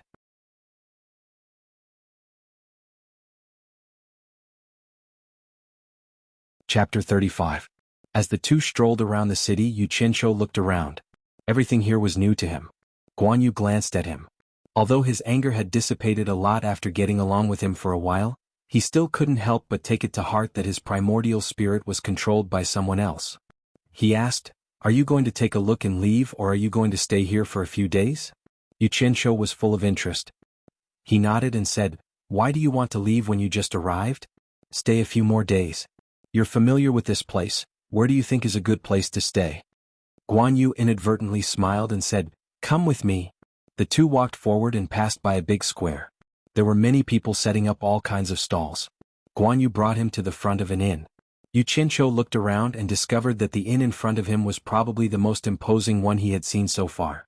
The signboard above the entrance read, "100 Flowers House." He didn't think too much about it and followed them in. As soon as they entered, a waiter came over and greeted them enthusiastically. "Two guests, are you going to eat or stay?" Yu Qianqiu looked at the waiter and found that he was also Qi training level 7. Guan Yu went to the front of the counter and knocked, calling out, "Manager, give me 2 of the best rooms." The fat man who was busy at the counter hurried over. The fat man smiled and said, "The best room costs 10 mid-grade spirit stones a day, and 2 rooms cost 20 mid-grade spirit stones. May I know how long the 2 of you would like to stay?" "How many days?" Guan Yu turned and asked. Yu Qianqiu was stunned for a while, then he frowned and said, "Are you kidding me? 2 rooms cost 20 mid-grade spirit stones a day? Disciples from normal sects can't even afford a day's stay even with half a year's worth of spirit stones?" The fat shopkeeper said, "Little brother, I'm afraid this is your first time here. Our 100 Flowers house was opened by the 100 Flowers Palace, and it's also the best inn in the entire 100 Flowers Valley. If you stay here you can rest in peace. No matter if it's the righteous Tao or the devil Tao, not many would dare to cause trouble here. Therefore 20 mid-grade spirit stones a day is definitely worth it." If no one dares to come and cause trouble, doesn't that mean there are still people who dare to come and cause trouble? Yu Qianqiu muttered. When he saw the manager's expression change, he thought about how it wasn't beneficial for him to offend the members of the Flower Palace since he'd just arrived here, so he could only change his words. "Then I'll stay for a day first." The shopkeeper's expression immediately relaxed and he said with a smile, "Then I'll give the 2 of you 2 superior rooms?" Yu Qianqiu nodded and pretended to put his hand into his empty lapel. He took out 2 handfuls of spirit stones and placed them on the counter. When the shopkeeper saw that he was able to grab 2 large handfuls of spirit stones from his flat clothes, he couldn't help but stare at him strangely. Yu Qianqiu's heart trembled, and he thought to himself that he would have to buy a storage bag to show off. After the shopkeeper registered, he called the waiter to bring the 2 of them upstairs. Yu Qianqiu inadvertently glanced at the strange smile on Guan Yu's face. He was slightly startled, and he immediately understood what was going on. "I was wondering why he brought me to such an expensive place. So it turns out that he has a problem with me. Damn it. Do you want me to lose some money? This isn't a good sign and I have to put it out in time." The place that he spent a lot of money to stay in was indeed different. The items and furnishings in the room were really good. When he opened the window he saw the square.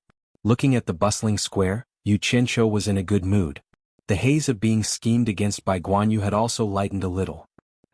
The market of the cultivation world. Let's see what good things they have. Yu Qianqiu muttered a few words and he slowly walked out of the inn. He walked in the market with his hands clasped behind his back, looking at the vendors around him.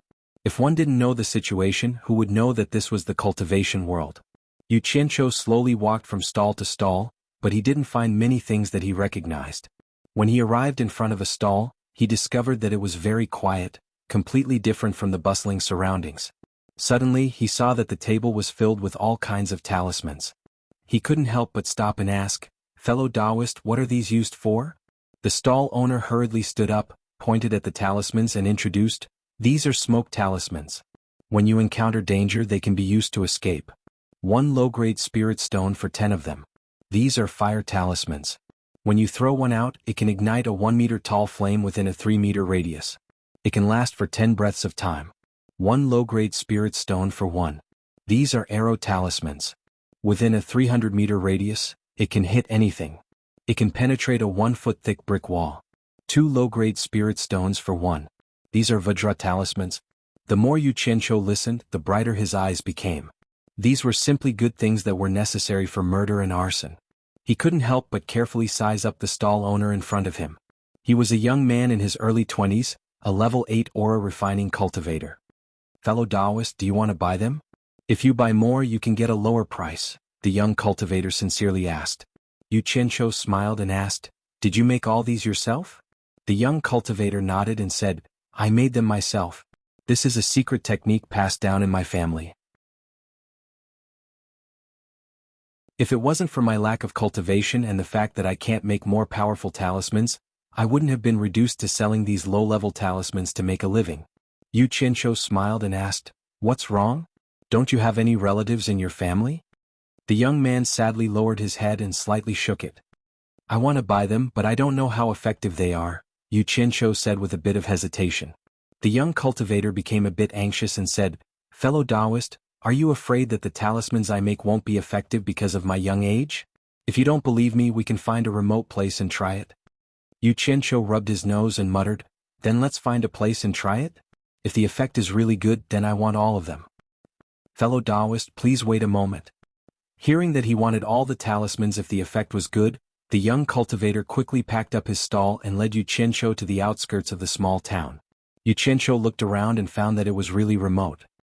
He nodded his head in satisfaction and said, "Fellow Taoist, try a few talismans."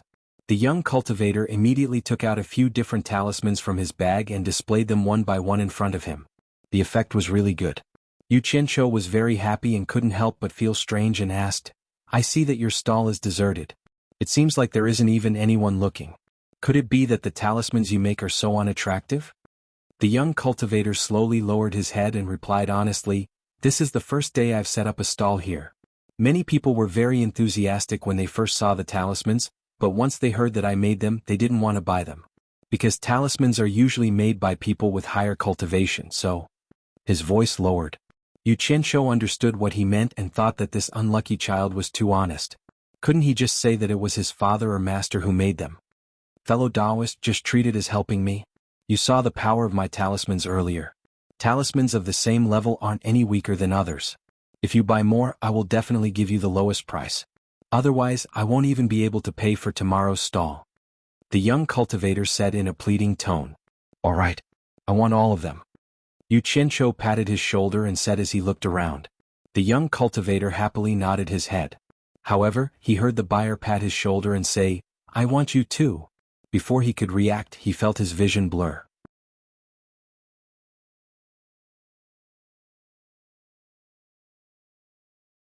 Chapter 36. Yu Qianqiu looked around again, walked back with his hands behind his back and murmured, "Young man, follow me from now on. I promise you'll eat and drink well every day. Someone in my previous life said it well. What's the most expensive thing in this century? Talent? Damn it. Only today did I realize I have the potential to be a talent scout. What a pity." He wandered back to the market, saw the young cultivator's empty stall, and couldn't help but smile. He continued to wander between the stalls. "Fellow Taoist, where can I buy a storage bag?" Yu Qianqiu finally met a cultivator that he could confirm was of a lower level than him, and asked him. The cultivator smiled and said, "Storage bags are relatively high-grade items, you can't buy them from the stalls. You'll have to go to the surrounding stalls to find them." Yu Qianqiu looked around at the well-decorated stalls, and cupped his hands in thanks. Passing through the square, he looked at the stalls one by one, and found that the items here were clearly marked, but the prices were indeed not comparable to the stalls outside, and some were even scarily expensive. After walking through a few stalls, he didn't find any storage bags, and under the guidance of others he finally found a shop called Hidden Secrets Pavilion, and indeed found the storage bag he wanted to buy. The shopkeeper inside greeted enthusiastically, "Fellow Taoist, what would you like to buy?" Yu Qianqiu looked around and said, "I want to buy a storage bag." The shopkeeper laughed and said, "Fellow Taoist, you've come to the right place. Our sect's storage bags are famous in the cultivation world, they are durable, and one can be used for 100 or 200 years without a problem. How big do you want? Our store has storage bags that can hold up to 3 rooms. What's the price? Forget it, just give me the cheapest one." Yu Qianqiu said he was just using it for show anyway, there was no need to waste money, no matter how rich he was, he wouldn't do what that prodigal did. The shopkeeper was slightly stunned. This was the first time he met someone who spoke so straightforwardly, and said with a slightly embarrassed smile, "The cheapest one is naturally the one with a room, it's 1 high-grade spirit stone." 1 high-grade spirit stone? So expensive. "Shopkeeper, you didn't lie to me, did you?" Yu Qianqiu exclaimed. The shopkeeper didn't know whether to laugh or cry. "Fellow Taoist must be joking. This shop has been in business for hundreds of years and storage bags have always been sold at this price. If you don't believe me, you can go out and ask around." "Forget it. Since it's a time-honored brand, there's no need to ask. Give me one." After saying that, he took out a high-grade spirit stone. After receiving the storage bag, Yu Qianqiu still mumbled, "Such a small bag actually costs a high-grade spirit stone." After hanging the bag on his waist, he didn't even need to look to know that it was a cultivator. After leaving the Hidden Secret Pavilion, Yu Qianqiu continued to stroll around one shop after another. He discovered one thing, and that was that almost all of the famous sects in the cultivation world had a shop here. He wondered if there was a shop owned by Ong Guangceng. After strolling around, he finally saw Ong Guangceng's logo in front of a shop. He didn't know what Ong Guangceng had for sale and what was on sale inside. He wanted to go in, but he was afraid of bumping into someone he knew. He shook his head, safety first. It was better not to go in. "Junior Marshall's sister. Come here quickly. Our Ong Guangceng shop is here." Yu Qianqiu didn't walk far when he suddenly heard a familiar voice and he turned to look. The world was really small, there would be no meeting without enmity. It was really an old acquaintance, the direct grandson of Ong Guangceng's sect leader, Lu Jingguang. He didn't know who that Junior Marshall's sister was, but he felt that her back was somewhat familiar. After thinking for a while, he resisted the urge to go over and mock Lu Jingguang. Although this was 100 Flower Palace's territory, and no one dared to fight, he couldn't beat him. Running over to show off his tongue wasn't something a hero would do. After thinking about it, it would be better to wait until he had the strength to beat someone up in the future. The mountains didn't change and the rivers flowed, there would always be a time when he met him and took care of him. After strolling around the stalls for a while, he bought a bunch of things that he didn't know if they were useful or not. In any case, after buying things that he was interested in, the sky gradually darkened, and he slowly walked back to 100 Flower House. When he walked to Guan Yu's room, he found that Guan Yu was still sleeping soundly on the bed. He couldn't help but sigh. This was the sorrow of refining Qi level 10. If you couldn't break through to the foundation building stage, then what was the point of cultivating? It was no different from eating and waiting for death. Yunchang, wake up. This boss will take you to eat and drink." Yu Qianqiu used his foot to wake Guan Yu up. The two went downstairs of 100 Flower House and ordered a bunch of food. Looking at the table full of food, Yu Qianqiu ordered whatever was good. He might be stingy with other things, but he would never treat himself unfairly when it came to food. Drinking big bowls of wine and eating big pieces of meat, it felt so good. The stalls outside were lit up, and even the stalls in the square had become a night market. The two ate and drank, enjoying the scenery outside. "Junior Marshall's sister, come quickly. This is the best inn in the 100 Flowers Valley, 100 Flower House. Manager, give me 2 of the best rooms." He heard that familiar voice again. Yu Qianqiu turned his head to look. It was really a small world for enemies. It was that guy Lu Jingguang again, leaning on the counter to pick a room. "Forget it, I'll just pretend I didn't see it." Just as Yu Qianqiu was about to look away, a young girl walked in the door and he couldn't look away. It was none other than the woman he was most familiar with in Ong Guangceng, Chu Ping'er. As Chu Pinger looked around and sized up 100 Flower House, she also saw that familiar face near the window. Chu Pinger couldn't believe it. She thought to herself, am I seeing things? Isn't he dead? The two just looked at each other. Yu Qianqiu pouted and gestured at Lu Jingguang. He put a finger in front of his mouth and made a shushing gesture. Chu Pinger's face immediately lit up, and her eyes showed unconcealable excitement. The other party's actions undoubtedly proved his identity. She looked at Lu Jingguang and knew what he was referring to. She nodded slightly. The two booked a room and were brought upstairs by the staff. On the way upstairs, Chu Pinger couldn't help but look at him again. Yu Qianqiu smiled and pointed at himself, then upstairs, telling her that he was also staying upstairs.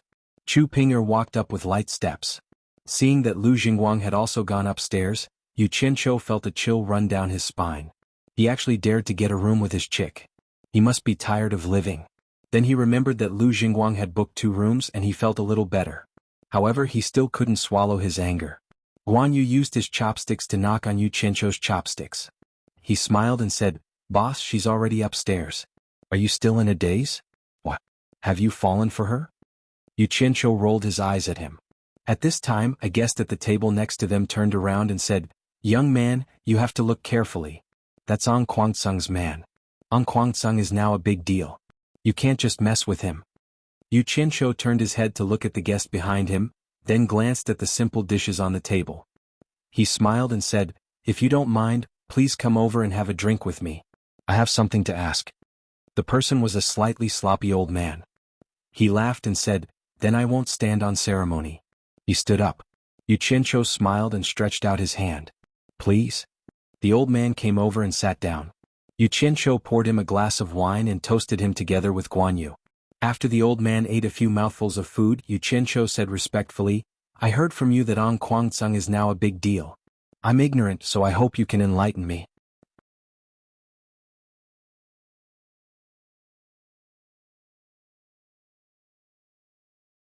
Chapter 37.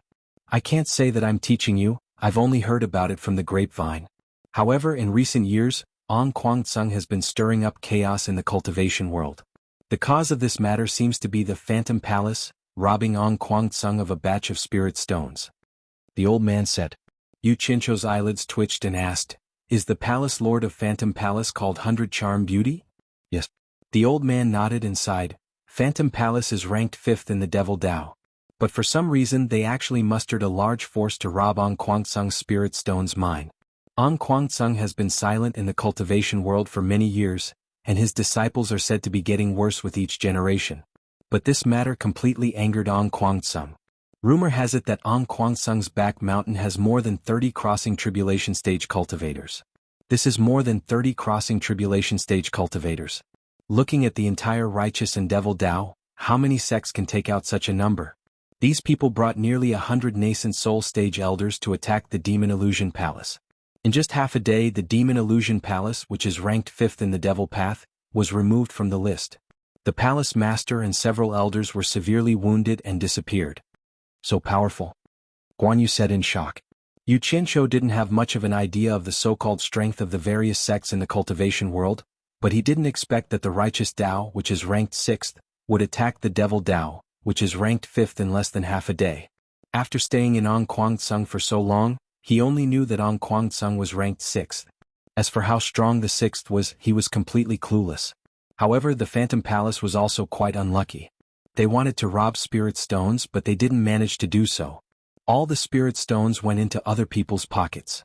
In the end, they brought disaster upon themselves. It was just a pity that the beautiful palace mistress was gone. He wondered how she was doing now. Yu Qianqiu smiled sheepishly at the thought of the huge pile of spirit stones in his hands, and the food and drinks in front of him were all exchanged with those spirit stones.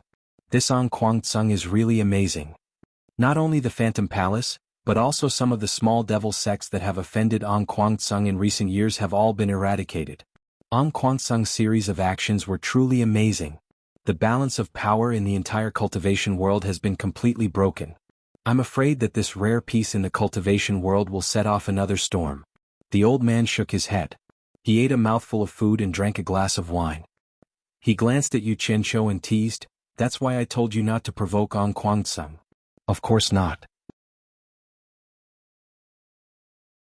I just took a second glance at him because he's so pretty. Yu Qianqiu replied awkwardly.